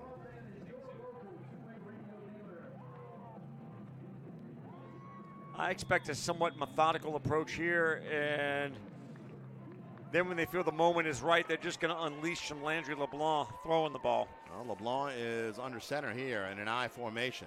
1st and 10 from the 19. And Edwards has got it, looking for a hole. And just goes forward and says, you know what, I don't need a hole. I'll just drive all the way up here and get close to a 1st down. I'm just going to make the hole myself and give the credit to the tackle to number 10, and he's been all over the night, Alexander Perkle. That is Edwards' 11th carry of the night. 11 carries for 45 yards. And we talked about his patience. He gets behind his blockers and just works off of their surge. 8.5 to go in the 3rd quarter. 2nd and 1 from the 28. Edwards again.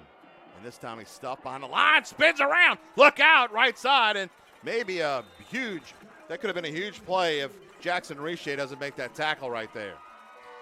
And Co-Source Financial Group, 1st down at the 32.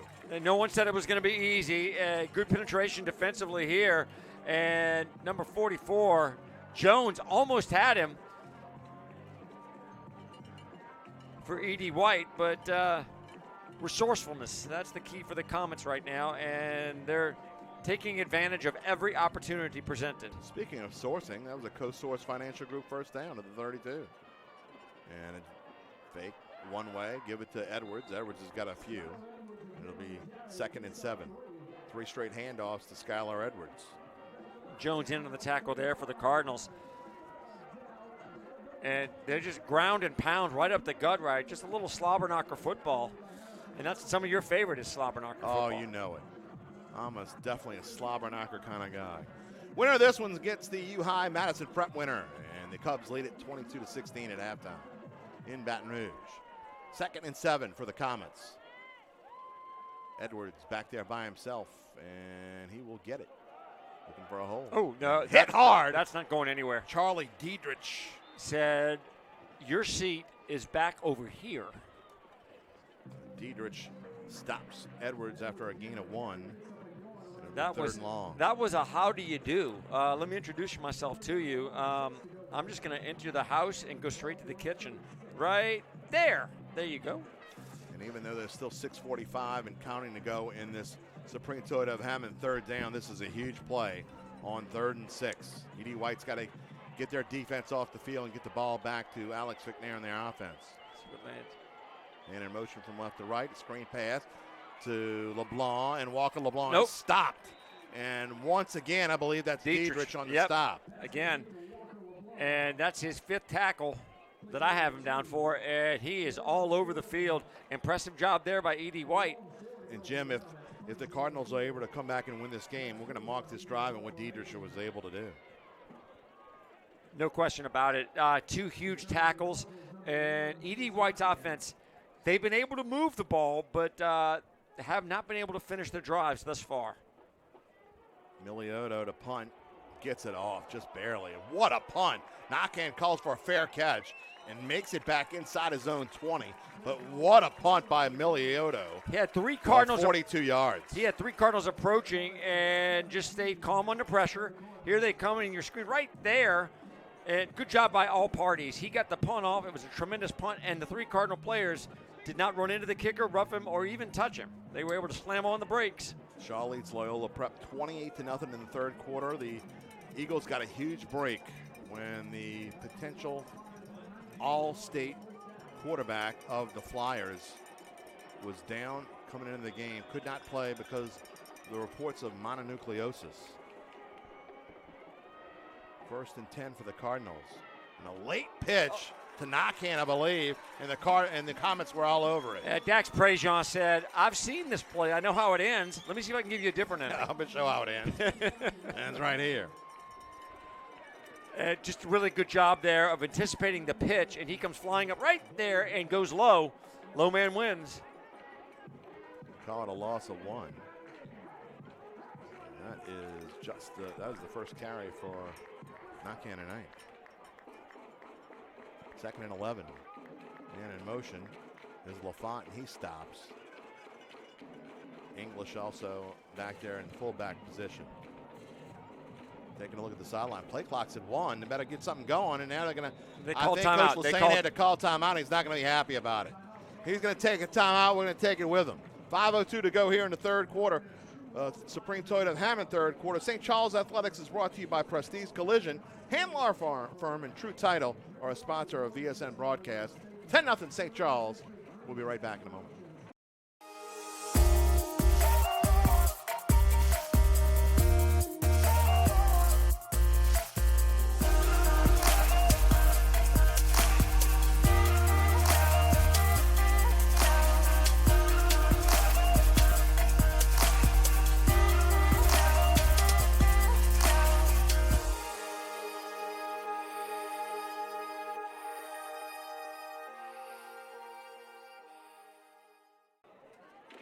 Back here at Frank Monica Field, as we told you right before the break there, the all broadcasts on VSN, or at least with our crew, are brought to you by Hand Law Firm and True Title.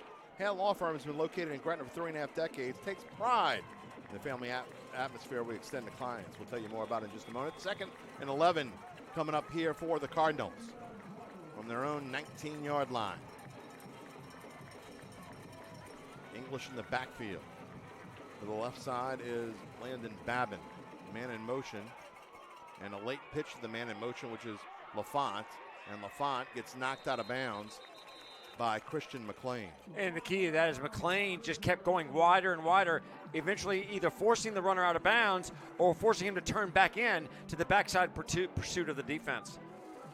Ball to the 25-yard line, a gain of 6. Jim, we were talking about big downs here. The defense came moments, through for him, but E.D. White has got to convert this 3rd down here. Yeah, it's actually, call it 3rd and 5, a gain of 6. Front edge of the football touching the 25-yard line. Vic now with 2 receivers to his right, 1 to the left. And he's going to hand it off. And first down for English. A Co-Source Financial Group first down, a big play of about 12 yards. Yeah, so they go straight with the belly dive there. Good read by Vicknair because up front defensively, the Comets did not pack the defensive line. There was only 3 defenders that I saw on the play. And nice gain and a huge first down. You see 3 defenders set down with 1 standing off the edge. And Jim, I think we have a cramp. I believe you're correct. We'll just keep it here. Reese LaFont in there. The Edie White Cardinals coming to this game, they haven't lost since week 3. They lost their first 3 games of the year. They lost to Holy Cross 27-26, lost to Jesuit by 3, 24-21, and then lost to Hanville in week 3. And since then, it's been nothing but victories. Winners of 8 in a row, including a week 10 victory for the district title against Vanderbilt Catholic. Jim, while we're passing along scores and going to jump up a level in scores, I believe one of our videographers tonight with a camera has some family relations with Texas A&M, and at halftime, A&M leads Texas 10-3. So just pass that along. Ole Miss fans are hoping that the Longhorns win. They're having trouble. They're kind of saying hook 'em horns. They don't really want to, but the only chance they have to go to the SEC championship game. Is that what they're saying, Jim? They're also wondering who their coach is going to be after tomorrow. It's a whole different story.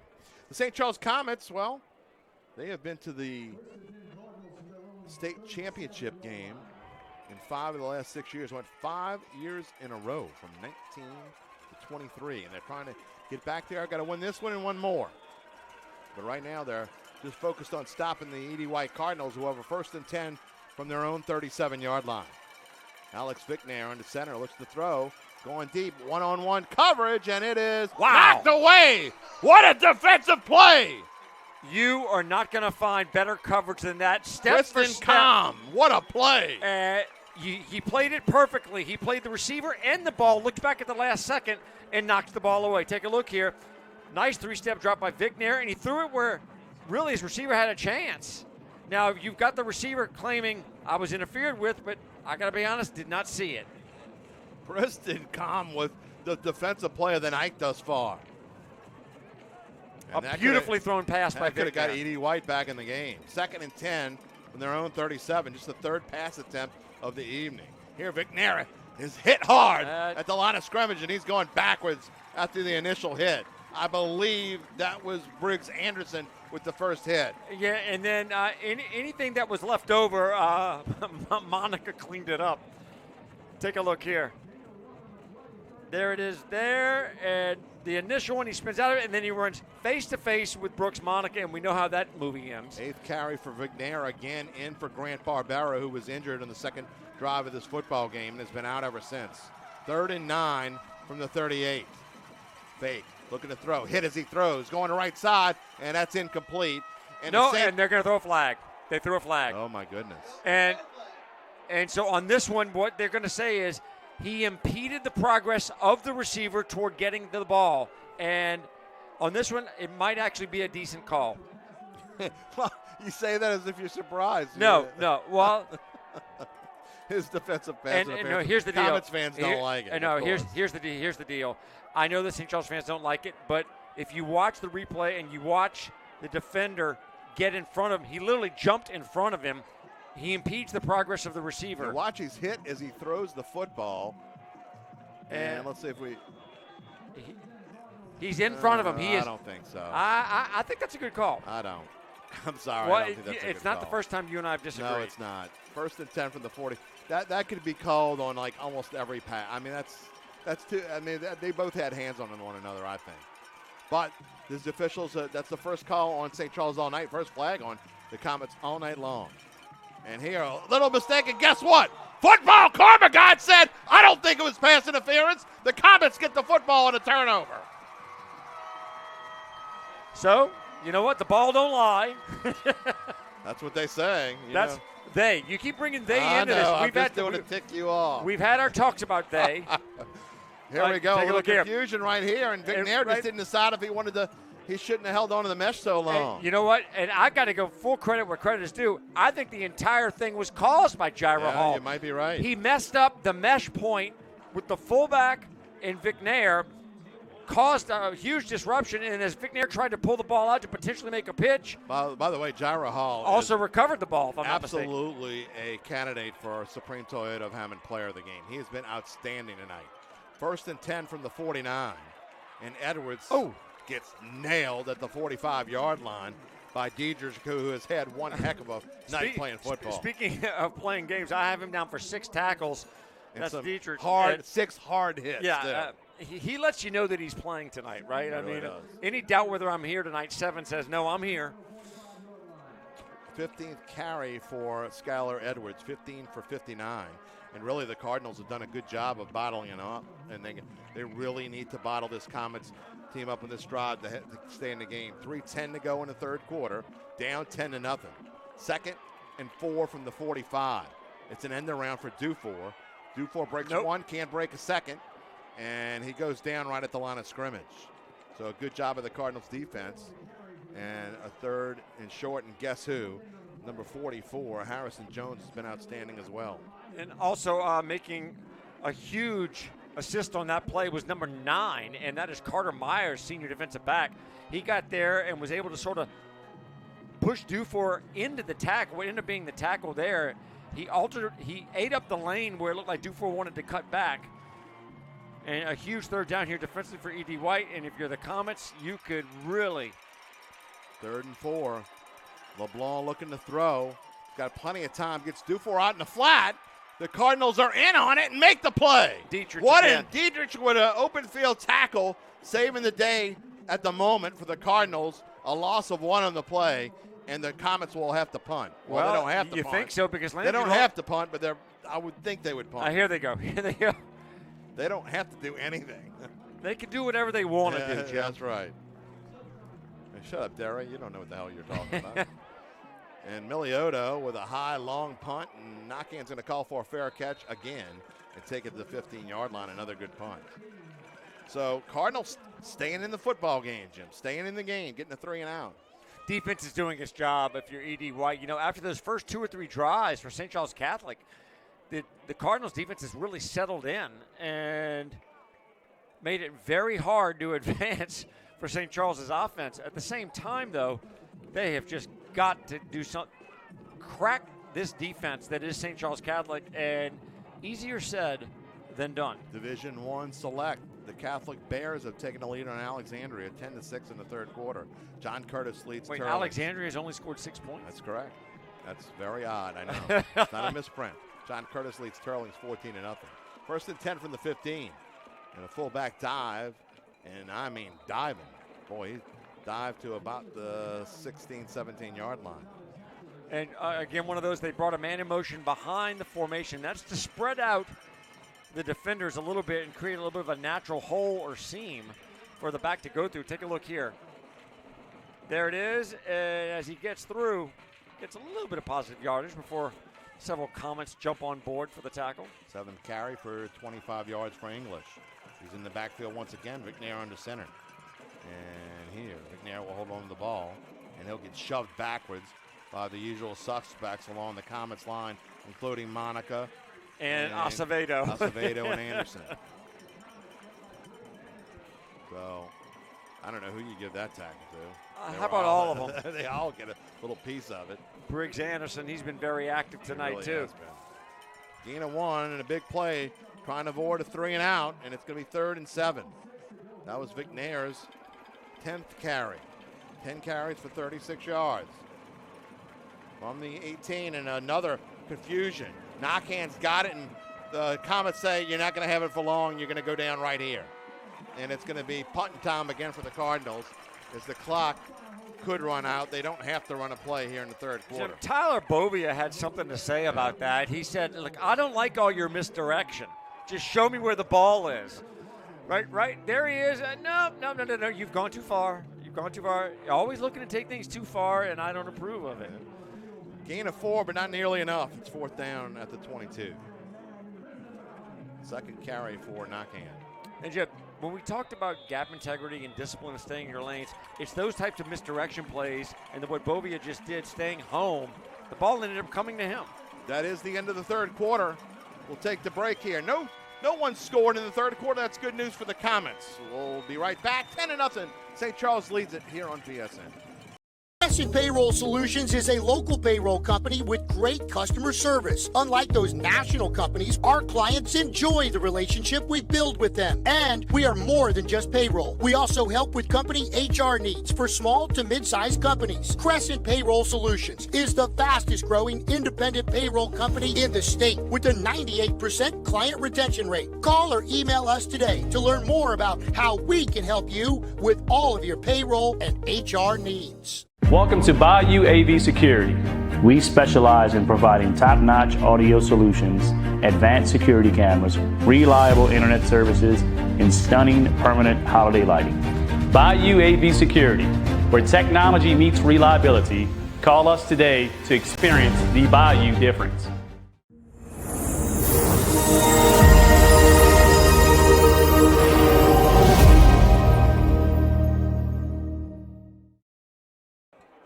As we come back here at Frank Monica Field, the Cardinals set to punt, and it's a high, short punt. And Christian McLean is going to let it bounce and thinks about touching it. And you could hear Wayne Stein I was about to say, get away from it, son, or something along those lines. I'm watching Wayne Stein on the sideline. He was right there within earshot, and I promise you it was something along the lines of, if you touch it, you can just come over here and have a seat next to me. I was going to say, it's touch it, you better score. Oh, my goodness. I love that man. He is such a fantastic coach and just a great leader of young men. I've known him for a long time. Well, he learned. What a great, you never want to see, when you get a legend that leaves like Frank Monica, it's. Well, he learned from a legend, right? I mean and he's got that same moxie, man. He really does. He learned at the knee of the master, right? I mean, Frank Monica, as you and I have joked before, but it is true. That man has forgotten more about football than you and I would know combined. There's no question about it. Cardinals are 11 minutes and 48 seconds away, trying to hold on here, and if they could score on this drive, that would go a long way to doing so, to being able to host another game in the semifinals next week. Still got a ways to go. 1st and 10 from the 36-yard line, and a little fake one way, and LeBlanc's going to keep for a couple, but up there to make the tackle was Landon Babin. Yeah, Babin said, I don't think so. Excuse me, I believe. Nope, actually, that was 44. Yeah, that was 44. Harrison Jones, and Jones just said, listen, this little quarterback draw thing you got going is all cute and everything, right, but we need to put a stop to that. Gain of 2 for Landry LeBlanc, who has the only touchdown of the night. It was on a push from a foot out. Screen pass. And that, be careful, that might be called a fumble. And, you know what? If they call that a lateral, that's why it went out of bounds, and that's going to be a big loss for the Comets. That's exactly where the ball is being marked by the official on the far sideline. So, Jim, good call there. You'll see the pass actually goes backwards, and there's no question. And that's going to go as a team rush. And curious to see what the call is here. You're talking 3rd and long, and the last thing you want to do here is give this very talented and very impressive E.D. White defense a chance to get their hands on the ball in your territory. Watch number 21 who just came into the game, Evan Dufour. We saw him on kind of a seam route that caught him open for about a 42-yard gain earlier in this game. And here, looking to throw is LeBlanc, and he finds an open receiver, and it is a first down. What a play by Landry LeBlanc, finding the open receiver for a CoSource Financial Group, and first down, and that is number 43, it's Gabe Kugler, yeah, the tight end. Goes to a senior tight end. And you know what? Another one of those what you call flush patterns. You send a whole bunch of people along, and then you, in the dead area right there, where all the defenders have backed up with the previous receivers, Kugler just settled into a soft spot, and LeBlanc found him. And that one hurts if you're a Cardinals fan. Clock at 10:43 to go. They got to get a stop, get a chance to get it back down by 2 scores here in this quarterfinals game. And Landry LeBlanc gets in the E.D. White territory to the 49, a gain of 2. And Jim, what's impressive with Landry LeBlanc's play is it's not just that he drops back and then looks for the open receiver. He understands the concept of the play. Okay, what we're trying to do here is we're trying to clear an area for Kugler, and that's exactly what they did. And they not only picked up the necessary yardage, they got some extra, little lanyap as well. Supreme Toyota of Hammond, 4th quarter, 2nd and 8 from the 49 of E.D. White. And Edwards is wrapped up in the backfield. Once again, Harrison Jones, who's slow to get up and is having trouble walking, and he might need to take a little break. Got him for 6 tackles, and he has been as advertised, That's Jim. a cramp. Looks like a Charlie horse in his left calf. It actually looked like it occurred while he was making the tackle. As you see him right there, and he immediately grabs his leg. So, Jim, good call there. And he's up, and he's already starting to semi-walk it off. He may want to remember his helmet as he gets to the sideline. Usually you need that thing. It'll go back to the 48-yard line of the Comets. It'll be 3rd and 11. They were able to convert on 3rd and 18 just a moment ago. Or excuse me, 3rd and 15 a moment ago. And Jim, I want to come back 20 seconds, by the way, 20 seconds left in the 3rd quarter in Shreveport. 32-yard field goal for J.C. DeBran, and the Eagles lead Loyola Prep 31-0. The 7th seed's about to be 2 seed, and the Eagles are going to be heading back to the semifinals again. 3rd and 11 again from the 48. 3 receivers out to the right. LeBlanc looking to throw it. Got plenty of time and does finally, and it is caught, and it's a first down, and it's a whole lot more. Walker LeBlanc inside the red zone to about the 15. It's a sibling thing, Jim. It's a sibling thing. You should make a song out of that. I'm telling you, I'm working on it. We are family. Take it easy, Sister Sledge. Mandeville Seafood, red zone to the 13-yard line. And you talk about a 39. You talk about threading the needle. Landry LeBlanc to LeBlanc, and then he avoids the high tackle and then just goes, how about a little extra yardage here? 5 catches for 71 yards for Walker LeBlanc. Edwards in the backfield with Landry LeBlanc. LeBlanc's going to keep now a late pitch. Edwards trying to find space, trying to cut the edge. Does and dives. Touchdown. Touchdown! 13 yards, and that could be the dagger for the St. Charles Comets. Colston Tribe, the senior wide receiver, he was spread out wide left. Credit him with a huge downfield block. He's not on your screen right here, but you'll see the pitch here from Landry to Edwards. Edwards has the corner, and then coming into your screen, there he is. This Tribe right there helped clear the way, and Edwards found pay dirt. And there was a flag after the play, and I think we've got, do we have some ridiculousness about celebration? About celebration. Cool in the gang. Somebody needs to, no, I think it's actually there.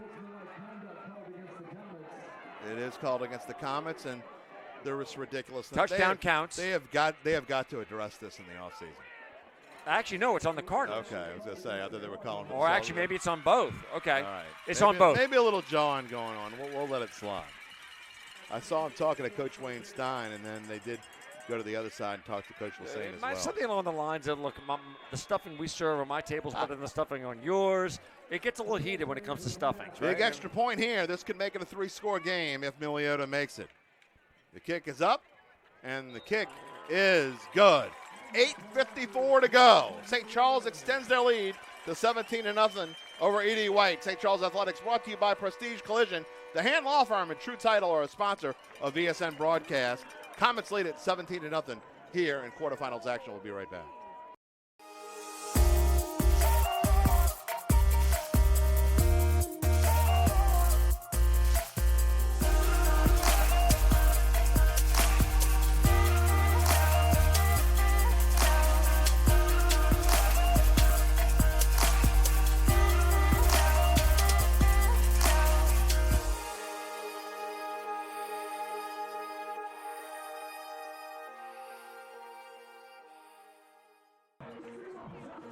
Bayou AV Security Scoring Tribe, Mr. Rapier. How about 6 plays, 64 yards?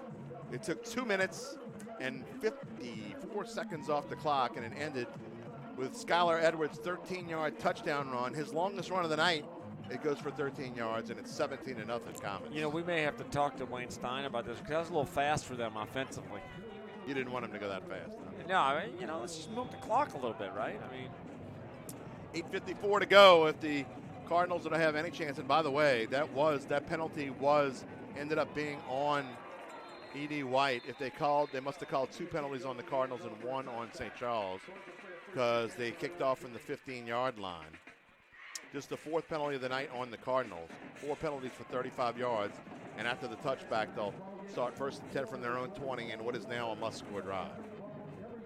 And again, if you're just joining us or you've been in and out, the Cardinals are playing tonight almost the entire night without their starting quarterback. Senior quarterback Grant Barbera went out with a leg injury on the 2nd drive of the game, and it's been sophomore Alex Vignair ever since. He's done a very good job. But he has done a good job.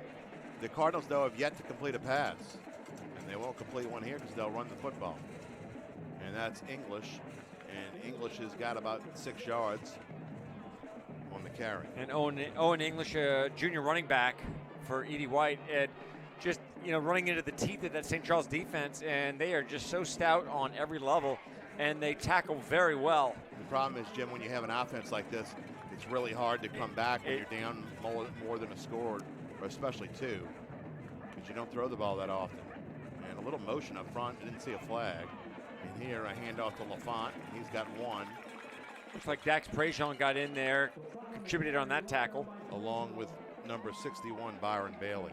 Yeah, just a good job of closing in and really closing down the running alley for the running back.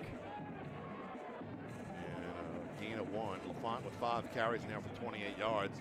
Clock underneath 8 minutes, and the Cardinals going to have to get moving. McNair under center, stops and looks at the sideline. Douglas was in motion and goes back, and they're taking too long. Under center again. And here, McNair keeps, and he's upended literally right at the first down stick, and he gets the spot he needs. It's going to be a Co-Source Financial Group first down, but it's only a gain of 3. Yeah, but Dax Prejean said, look, here's the deal. You may go high, but I'm going low, and let's see how the results are. Oh, how you doing? And again, a late substitution as Landon Babin goes off and LaFont comes back in. And a 3-man front for the Comets are content. And a little bobble of the ball. McNair wants to throw the football now, and he's going deep. And it is intercepted! Right sideline! Look out! And the Comets put the exclamation point with the pick 6. A 47-yard return by Preston Combe. And he almost had one earlier. I think he's pretty happy. I could be wrong, but if I'm reading the body language right, he's a pretty happy man. And the Comets are going to be hosting again next week as he gets a big hug from Wayne Stein. Just a really good read on that pass. It hung up there a little bit too long. Guy was open, but well played. Pass hung up there. And number 9 said, I think I found something here in the candy store. Miliotto with the extra point attempt. His 3rd extra point attempt of the night. The kick is up, and the kick is good. We'll keep it here. 6:55 to go in the game, and the Comets have tacked on what looks like an exclamation point. Their defense, Jim, they have been outstanding tonight. They deserve a reward, and they get one here. And we'll call that, 47 yards on the return. Pass, receiver was open, but the pass hung up there way too long and just allowed the defender to close, catch, return, and score. And we have an injured Comet on the field, Jim. All scores brought to you by Bayou AV Security. We thank Rusty Mathern and my friends over there at Bayou AV Security for being a sponsor of all scoring plays with our crew here on VSN. By the way, the Hand Law Firm, we told you about them a little while ago. They've been located in Gretna for 3.5 decades. They take pride in the family atmosphere we extend to our clients. Our featured areas of practice include business and personal injury law. The Hand Law Firm is there for you. True Title will make sure you experience smooth transactions in a welcoming and professional environment. We treat each file as if it were our own with accessible attorneys focusing on accuracy, honesty, and responsiveness. True Title is the key to your closing. The Hand Law Firm and True Title, located at 901 Derby Street in Gretna. Call my friend Tim Hand at 504-368-1118. And Jim, that was senior Jacques Vicnair who came off the field. Well, he's a little shaken up, but he's coming off under his own power, so that's good news for St. Charles Catholic. Edie White, 6:55 to go, and you're down 24 points. And however you open up the offense, now's the time to do it. Little pooch kick, fair catch, called for and made at about the 28-yard line. And Edie White down 3 scores. They need 3 touchdowns and 3 two-point conversions to tie this thing up, and they haven't completed a pass all night long. Around the state, Catholics kind of taking control in the 3rd quarter. They lead Alexandria 23-6 in Division I. John Curtis opening up a wide lead. They're moving on to the semifinals, defeating the 2-seed Curlings 21-0. St. Augustine leads Rummel 28-10. Edna Carr on top of Evangel 29-6. Shaw on top in Division II Shaw on top of Loyola Prep, 31-0 in the third quarter. And U-High, I still got a halftime score, 22-16. And a delayed handoff. One about the 35-yard line. Monica on the tackle. And that will be a gain of about 6 yards. Got Monica for 10 tackles, and I swear he just wakes up, tackles everybody. Yeah, really. I mean, he probably tackles his bedpost. I mean, what's that noise? I'm just practicing tackling, Dad. All right, there he goes again. Looking at first down, CoSource Financial Group, first down to about the 41-yard line. And the Comets will be headed to the semifinals again for the 6th time in 7 years.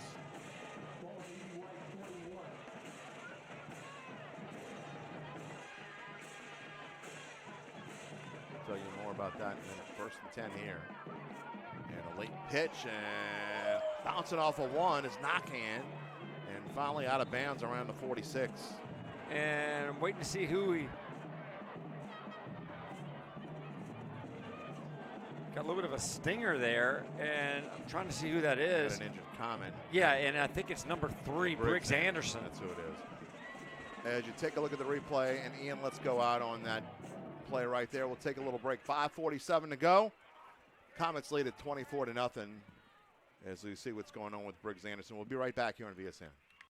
Did you or a loved one have a game or event on VSN that you would like to keep forever? 3-pointers, good! Well, now you can. VSN is now offering past games and events available to purchase on specially packaged thumb drives. For $29.99 and $7 for shipping, we'll send that special keepsake on a thumb drive with the game matchup graphic and info labeled right on the box. Go to Varsity Sports now, click on the Purchased Games tab, and fill out the information for the cherished memories of a lifetime. See Briggs Anderson able to get off the field under his own power. Get a little tap on the helmet by Walker LeBon and Jairo Hall. And here a handoff, and Monica says, I don't think so. And just like he tackles the bedpost, he tackles the runner, and he does it right at the line of scrimmage. He says, I don't think so. Senior linebacker having quite a night. He wants his season to end in the Superdome. Not watching the Saints. Exactly. Playing. Right. Got a good chance of doing that. Try to get you an update on the U-High game. I'm working on it. I know you are. I'm working on it. 3rd and 5. Looking to throw. Vignair, and he gets hit behind the line of scrimmage, and that will be sack number 3. And was that Briggs Anderson, the man who was just injured? Sure was. Came out for a play and comes in and gets a sack. And the Cardinals throw up the white flag because they're going to punt. Or at least they're going to line up the punt.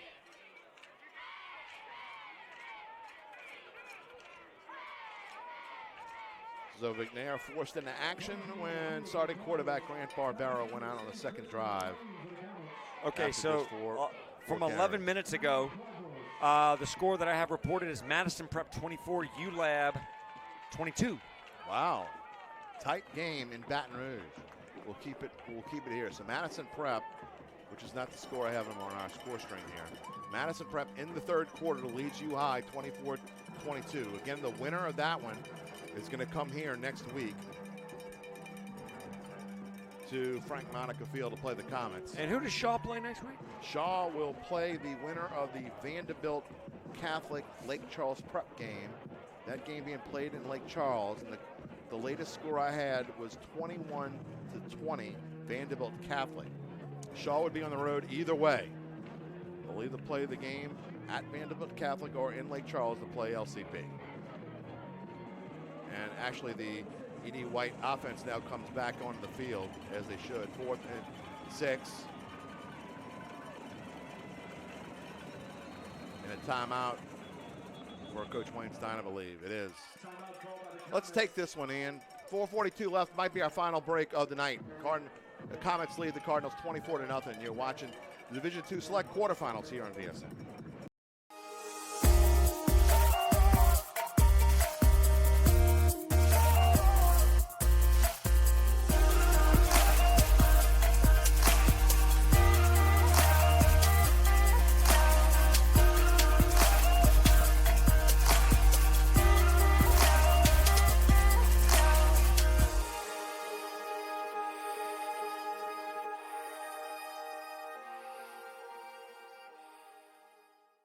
Did you or a loved one have a game or event on VSN that you would like to keep forever? Three-pointer, it's good! Well, now you can. VSN is now offering past games and events available to purchase on specially packaged thumb drives. 4th down and 6 for the Cardinals in a last gasp effort to stay alive. And McNair looking to throw. He's in trouble. Gets away from one. Can't get away from two. Acevedo said, absolutely not. That won't go as a sack, but it's just as good as one. And it'll be as a turnover and downs, and the Comets are going to have a chance to salt away some clock. And they'll do it from starting inside Cardinals territory at the 48. And so Acevedo actually ran around him and then chased him down from behind as Vigner was trying to buy time to find an open receiver down the field. And St. Charles Catholic defense, stout, as good as advertised. They have given up 155 yards all on the ground tonight, but they have been hard-fought yards. And I will tell you, St. Charles has 289 yards of total offense. Having seen this crew play before, they see all 155 yards of that as an insult.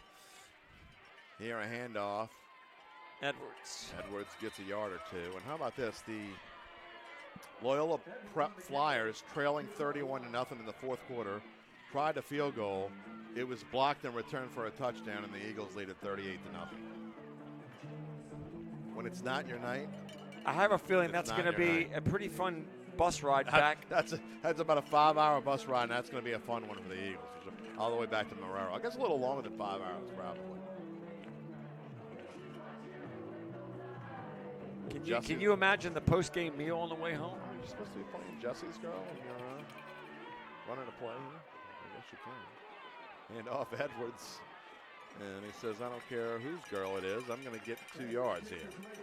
I mean, what was it about Jesse's girl? I mean, I never understood. Just go find another one. Why do you have to have Jesse's girl? Well, because, I mean, you know, she kept looking at him with those eyes. That's what Rick said. Apparently she was looking at the Comets with those eyes tonight. I mean, in a situation like that, all you got to do is jump, Jim. You got to jump. We're going back to 1984, back-to-back, I think, here, huh? The album is actually named 1984. Right. 3rd and 7. Maybe the greatest guitar player of all time. Possibly. Although I think he ranks in the top. I don't know. I think he ranks in the I said possibly. I didn't say he was definitely. Dufour with a lot of room. He's got a first down and more.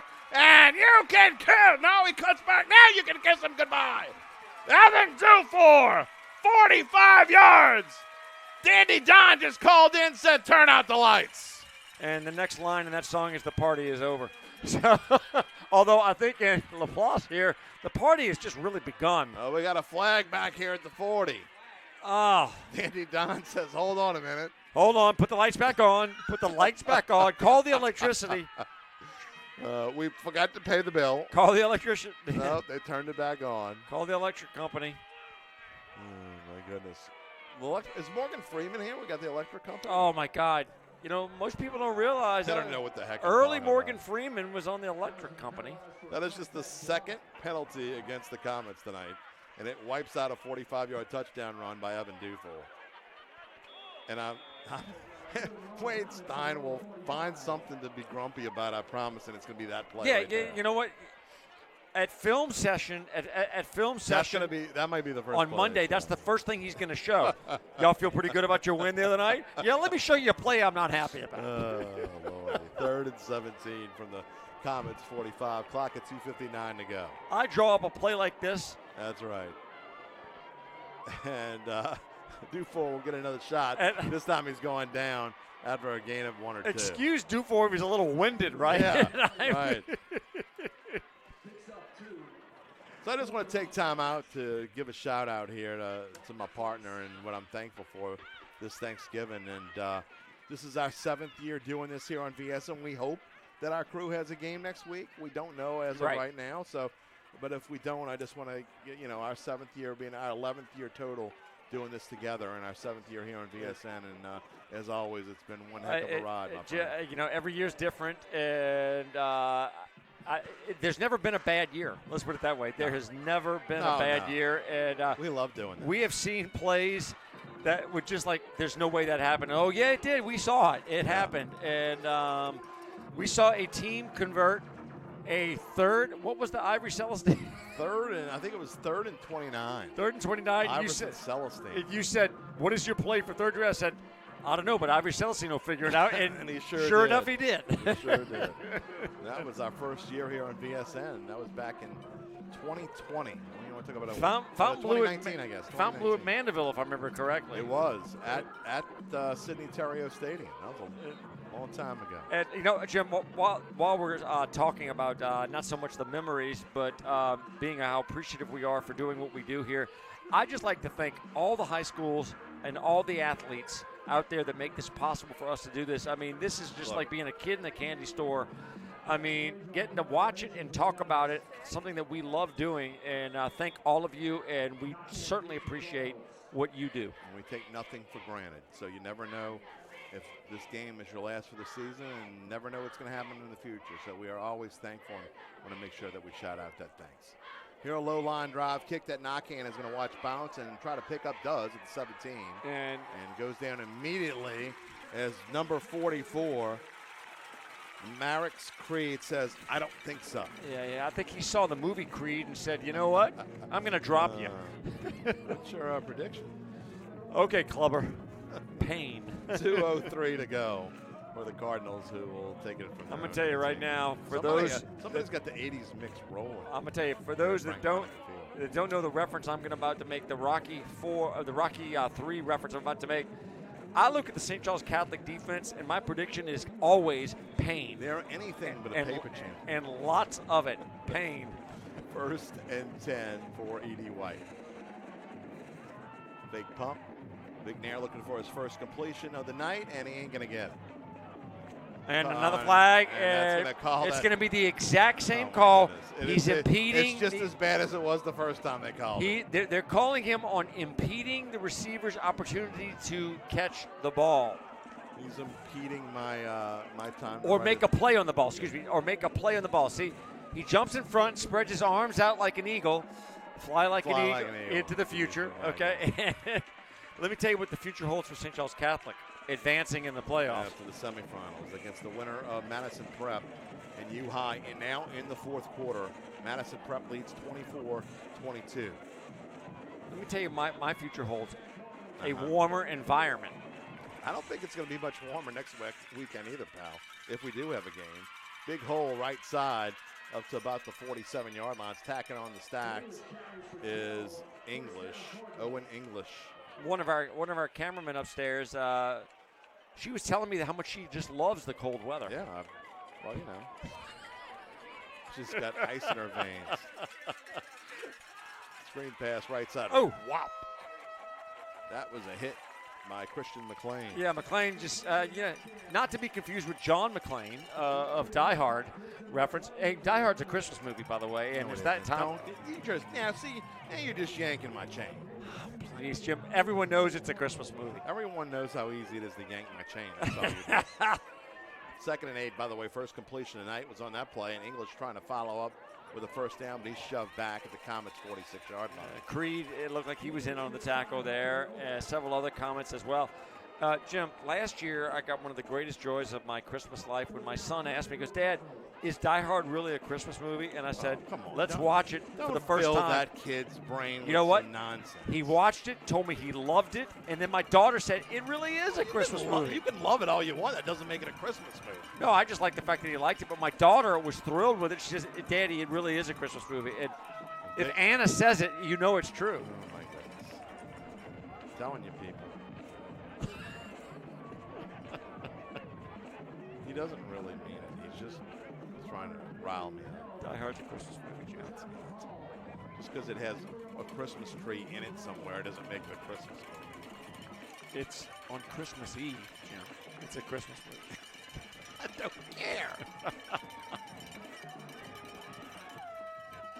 mean, little rabbit foo-foo walking around in my backyard doesn't make it Easter. Handoff. First down. CoSource Financial Group to the 42-yard line. Jim, considering you have a pool in your backyard, I got pictures of elaborate foo-foo swimming. I'm telling you. You'd be surprised. The little possum foo-foo running back there, too. There's all kinds of animals. E.D. White would not their deepest penetration in common territory tonight, but trying to make something happen toward the end here. Make it one way, looking to throw, does right side, and it is knocked away and nearly picked off by McLean. What a fantastic job of just sort of jumping the route there. 24 seconds to go. What he did a good job there of keeping inside leverage on his coverage as he followed the receiver down the field, almost mirroring him. Take a look here, Vic Nair with a pump, and then he throws it. And then look at McLean right there. Just a good job of, he was trailing a little bit, but mirrored him enough and then got inside leverage and almost made the pick. When the game's over, we will wrap it up. We'll take a quick break and wrap it up. Jim Rapier will give us our Supreme Toyota of Hammond Player of the Game. Tell us who he thinks deserves those honors tonight. We got a couple of nominees. Second and long, and it's going to be third and longer unless he escapes. He does. And those interceptions off. And now Dandy Don singing. Left side, not again, Preston Cobb. Not again, Preston Cobb. He says, yes again, Jim Derry. Touchdown. That's Pick six. That's exactly what he said. Holy smokes. Looks like Santa has made a delivery, and he's wearing number 9. You didn't even need a red bag for that one. I'm telling you. He just said, here, I'll throw you a gift. That is a gift of gifts. Oh, my word. You know what? That one's so good. We're going to see this extra point with 5 seconds to go. We're going to see that one more time. Cue that up for me again, Ian. We need to see that one again. I mean, who needs Rudolph pulling the sleigh when you got him? 2 offensive touchdowns and 2 defensive touchdowns for the St. Charles Comets. The kick is up, and it's good. It's 31-0. And we'll take a look at it one more time. Alex Vic Nair is going to have a night he'd rather forget. And he's running around. I think I'm going to escape. No, I'm just going to throw it over here. No, that's not a good idea. 68 yards on the pick six. Preston Com says, you know what? I could be your Supreme Toyota of Hammond Player of the Game, Mr. Rapier. I've got 2 pick sixes, sir.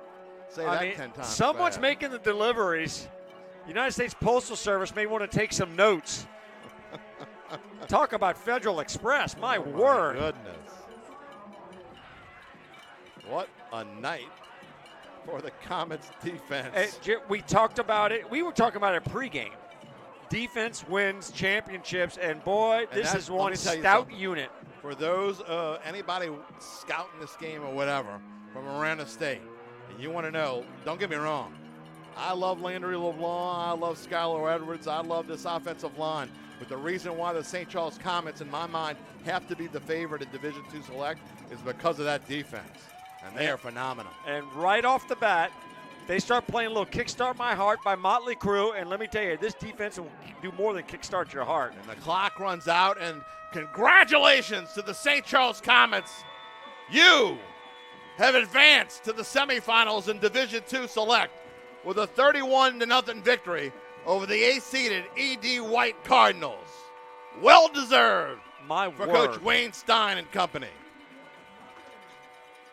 Wow. Man, they won't kickstart your heart. They'll just stomp on your heart.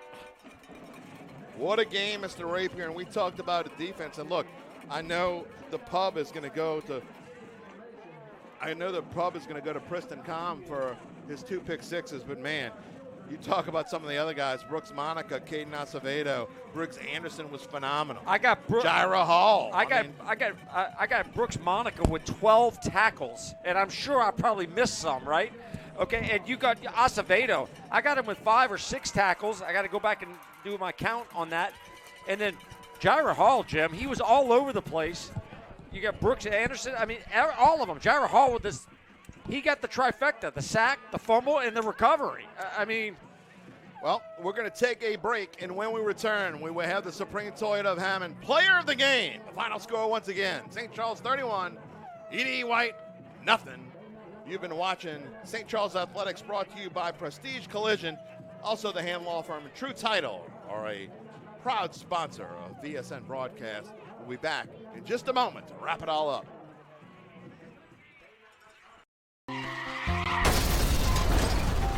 If you're in an accident, do you know you have the right to choose where your vehicle gets repaired? Take it to Prestige Collision Center. We specialize in bodywork, collision repair, and glass work. Our computerized color matching system will ensure your vehicle matches to its factory color. Prestige Collision Center is committed to quality and 100% customer satisfaction. I'm Jamie San Andreas, owner of Prestige Collision Center. Let me handle your insurance claims from start to finish. You have my promise your vehicle will be fixed right the first time, and all of our work is warranted for as long as you own your vehicle. Stop by Prestige Collision Center at 2159 Bellevue Street in Paulina for a free estimate. Welcome to Ballinger Shipyards. For nearly a century, our family of skilled shipbuilders has driven innovation and excellence, creating some of the world's most advanced vessels. Today, we are at the forefront of our industry and redefining the future of naval warfare. At Ballinger, we turn challenges into opportunities and careers into legacies. Here, you're part of something bigger. Any yard can build a ship. We don't just build ships. Together, we're building the future. You're passionate about the game. Thibodeau Regional Sports Medicine Center is passionate about your safety through education, conditioning, and injury prevention strategies. Our team of sports medicine trained experts is dedicated to help keep you safe. But if an injury does occur, we have the expertise to help you get safely back to the game. So whether you play competitively or just enjoy a friendly game, Thibodeau Regional Sports Medicine Center is here to help keep you safe. Did you or a loved one have a game or event on VSN that you would like to keep forever? Three-pointer, it's good! Well, now you can. VSN is now offering past games and events available to purchase on specially packaged thumb drives. For $29.99 and $7 for shipping, we'll send that special keepsake on a thumb drive with the game matchup graphic and info labeled right on the box. Go to Varsity Sports Now, click on the Purchased Games tab, and fill out the information for the cherished memories of a lifetime. The Hand Law Firm has been located in Gretna for 3.5 decades and takes pride in the family atmosphere we extend to our clients. Our featured areas of practice include business and personal injury law. The Hand Law Firm is there for you. True Title will make sure you experience smooth transactions in a welcoming and professional environment. True Title is the key to your closing. The Hand Law Firm and True Title are located at 901 Durbany Street in Gretna. Call us at 504-368-1111. Back here live from Frank Monaco Field as the St. Charles Comets are moving on to the semifinals, where they are looking to win one more, so they get a shot at the Dome for the what would be the sixth time in 7 years. Coach Wainstein with a great job here tonight, and Jim and the St. Charles defense with a fantastic job. Kind of exclamation points by Com there at the end with a couple of pick sixes. 2 pick sixes by Kristen Com. Just a fantastic job. We mentioned Brooks Monica with like 12 tackles, and Acevedo was all over the place. Brooks Anderson as well, and just a fantastic job. We knew the defense was going to be stout. We knew they were going to do their job. But the real tone setter for St. Charles Catholic at the start of the game was Landry LeBlanc on the offense. Yeah, the junior quarterback. By the way, Jim, the junior quarterback went over 1,000 yards passing for the season tonight, right. And that is symbolic here at St. Charles because that just doesn't happen a whole lot. No. And you're talking about a junior quarterback. So Landry LeBlanc is our Supreme Toyota of Hammond player of the game. 13 of 18, Jim, for 189 yards. He also was 7 of 22 on the ground. Ran in a touchdown from 1 yard out. And perhaps maybe the biggest moment was the drive at the end of the first half where they started on their own 3-yard line, and they went almost the length of the field and then ended up getting a field goal out of it. He made a huge pass on third down and then also scrambled for positive yardage and put them in field goal range, and that just really set the tone. And then they just did what they do best, let the defense take over. And boy, the defense is like a constricting snake. They just tighten and tighten and tighten, and they'll squeeze the life out of you. St. Charles will host the winner of the 3-seed Lake Charles College Prep University High, the 4-seed. They are playing right now in Lake Charles. The last update we had was 10 minutes to go. U High kicked the field goal. They lead at 25-24. So the winner of that game will be here next week at Frank Monaco Field, and I think man, that's going to be one heck of a ball game because either one of those other two teams, they're going to bring it. And St. Charles, they're going to have their defense ready, and they're going to have their steady offense back out there tonight to do what they need to do. Yeah, and it should be this place will be packed again. The atmosphere will be electric. And the one thing I know travels, and they won't have to travel far, is the St. Charles defense. Yeah, they hope they're only traveling, maybe up Airline Highway a little bit, get on the expressway and make their way to the Superdome in a couple of weeks. They got a good chance to do that. Yes, they do. Defense. Yes, they do. Well, hopefully I'll see you next week. Regardless, I'll see you next week, partner. But hopefully we'll do it here on VSN, calling one more game. If not, it's been one heck of a ride. Look, I've got more than this jacket, so I'm ready no matter how cold the conditions are. Well, we know St. Charles doesn't need to travel. We are willing to travel, so hopefully we'll have another one next week. That is going to wrap it up for us here. I want to thank our great crew here at VSN tonight, Director Ian Rayborn, Troy Liner up there on camera, also Samantha Galat.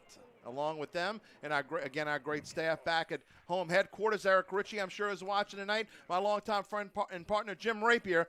I am Jim Derry, where the final score once again is the top-seeded St. Charles Comets advance to the Division II Select semifinals with a 31-0 victory over the 8th-seeded E.D. White Cardinals. With that, we say good night, everybody. 86 touchdown! Illegal to the right side, looking for Walker, touchdown!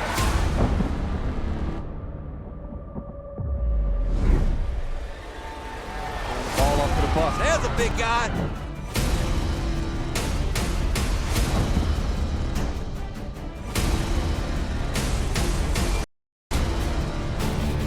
Does across the middle, and it's caught.